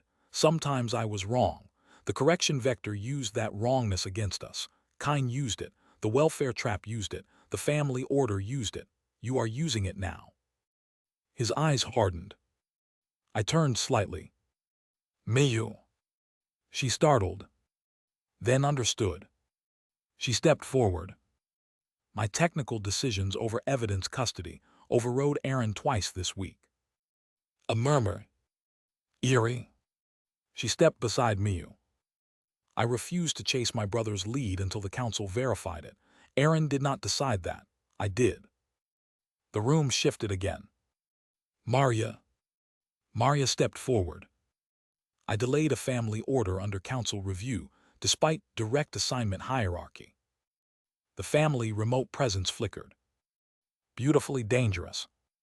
Benedict. He sighed and stepped forward. I refused a governance adjustment that would have given me operational authority over the class by separating it from Aaron. Several board members reacted. Halden's jaw tightened. That part had not been in his file. I looked at Roven. He looked terrified. Roven. He nearly died standing. I was told enough to understand the risk before accepting provisional protection. I asked for more information before agreeing. Small, but it mattered. Then I faced Halden again. Your pattern is outdated. For the first time, he looked angry. Not much. Enough. The chair leaned forward. Director Halden, did you offer Benedict operational authority? Halden's expression smoothed.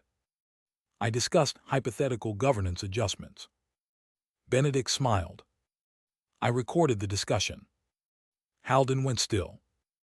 Miyu lifted the cuff stabilizer recorder. I preserved it. Erie's smile was savage.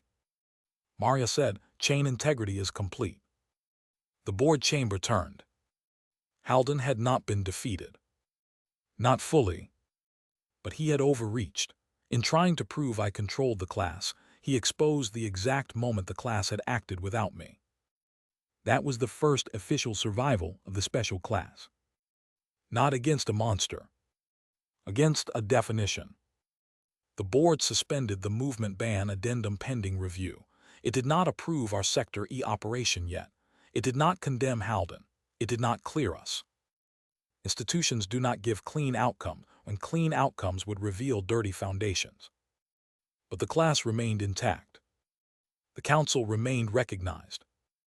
Halden left the chamber without looking at me. That frightened me more than if he had threatened us.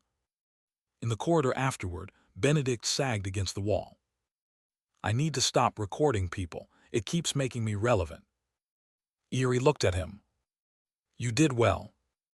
I am going to become addicted to praise from terrifying students. Miyu looked at Rovan. You did well too. Rovan looked like he wanted to apologize. Did I? You stood there. That was all. Erie nodded. Sometimes that is the hard part. Maria looked at me. You admitted fault publicly. Yes. That was not necessary for the argument. It was necessary for the truth. She studied me. Unpleasant growth. I am surrounded by critics. Atom pulsed. Root center centrality reduced. Class governance anomaly stabilized. Correction vector handoff disrupted. External candidate still active. The message appeared across my interface, cold and exact. Not victory. Disruption. The next correction candidate was still active. But the handoff had been interrupted. I showed the others. Miyu exhaled. I like disrupted better than pending. Benedict said, I like resolved. Does the system offer resolved? No. Rude. Erie looked at the line about centrality reduced. So you are less important now. Yes. She smiled. Good. It should have offended me. It relieved me. That was probably the point. The class had survived its first official attempt to define it as an extension of me. We had not escaped the correction. We had not found Erie's brother. We had not identified Halden's true role. We had not neutralized the next candidate. We had not resolved Maria's family line or Miyu's evidence war or Benedict's liability. But we had changed one thing. The special class was no longer just Aaron Stingray's project. It was a structure that could answer back in public. That made it stronger. That made it more dangerous. That made every enemy adjust. The next message arrived that night. Not through Adam. Not through Kine's implant. Not through the board. Through the old Academy Internet forum, where Kine had once written that the villain was watching the wrong door. Miyu found it during routine sweep. One new anonymous post. The first candidate failed. The institutional hand missed. The class should not have stabilized. Next correction will target the origin of the false center. There was no signature. No trace. No face. Only that sentence. Origin of the false center. Miyu read it aloud and looked at me. Erie understood first. That means you. Benedict shook his head. Or his arrival, or the quiz, or the body, or the family, or whatever metaphysical horror we are all apparently part of now. Maria said, it may mean Aaron's identity anomaly. I looked at the message. Origin, not center. Origin. The correction had tested the class and failed to break it cleanly. Now it was turning backward, toward the beginning of my route, toward the moment I woke in Aaron Stingray's body, toward the event that pulled me here, toward the question I had avoided because survival had always been more urgent. Why was I here? Not how. Why? The room waited. The old instinct returned. Hide it, contain it, study it alone, protect them from the part of the story that began before they had any choice. I breathed once. Then I opened the full message on the council display. No silent decisions, I said. Miyu nodded. Eerie stood closer. Maria locked the room. Benedict sat down with the face of a man who hated destiny most when it required meeting minutes. I looked at them all. Kine was the warning. Halden was not the whole hand. The next correction is aiming at my origin. That means it may touch the quiz event, the possession, the original Aaron's death route, or the reason multiple readers entered this world. Miyu whispered, "Can we investigate that?" I do not know. Eerie crossed her arms. Can we survive not investigating it? No. Maria said, the next phase begins now. Benedict closed his eyes. I hate that sentence. I almost smiled. Almost. Outside the council room, Trinity Academy continued glowing like a polished machine that believed itself immortal. Sponsors still waited. Committees still watched. The family still measured. Sector E still held Erie's next lead under layers of dirt and blood. Kine still slept behind a barrier, failed candidate and living warning. Halden still moved somewhere inside the academy, older than he admitted and more informed than he should be. And the next correction candidate was active. Part of me wanted to be afraid. Part of me was. But fear no longer moved only through me. It moved through the room and came back changed. Miyu turned fear into systems. Eerie turned fear into direction. Maria turned fear into containment. Benedict turned fear into procedure. Roven, poor unlucky Roven, turned fear into the good sense to ask better questions before he stepped deeper. And I, Aaron Stingray, was learning to turn fear into a sentence spoken before it became a secret. That was not redemption. It was not heroism. It was not even trust, not fully. It was a class that had survived its first public weakness by refusing to let one person own the danger. If the correction wanted to remove a false center, it would have to decide what to do with a center that no longer stood alone. I looked at the message one last time. Origin of the false center. Then I closed it. Tomorrow, I said, we begin with the quiz. Miyu's face went pale. Erie's eyes sharpened. Maria's expression became unreadable. Benedict groaned. Of course we do. Why would this nightmare not have homework? No one laughed loudly. But the tension broke just enough. For now, that was enough. The class remained standing. The villain was still not the hero. But he was no longer the only one carrying the story forward. And somewhere in the dark machinery behind this world, something had noticed that the route it meant to correct had started correcting.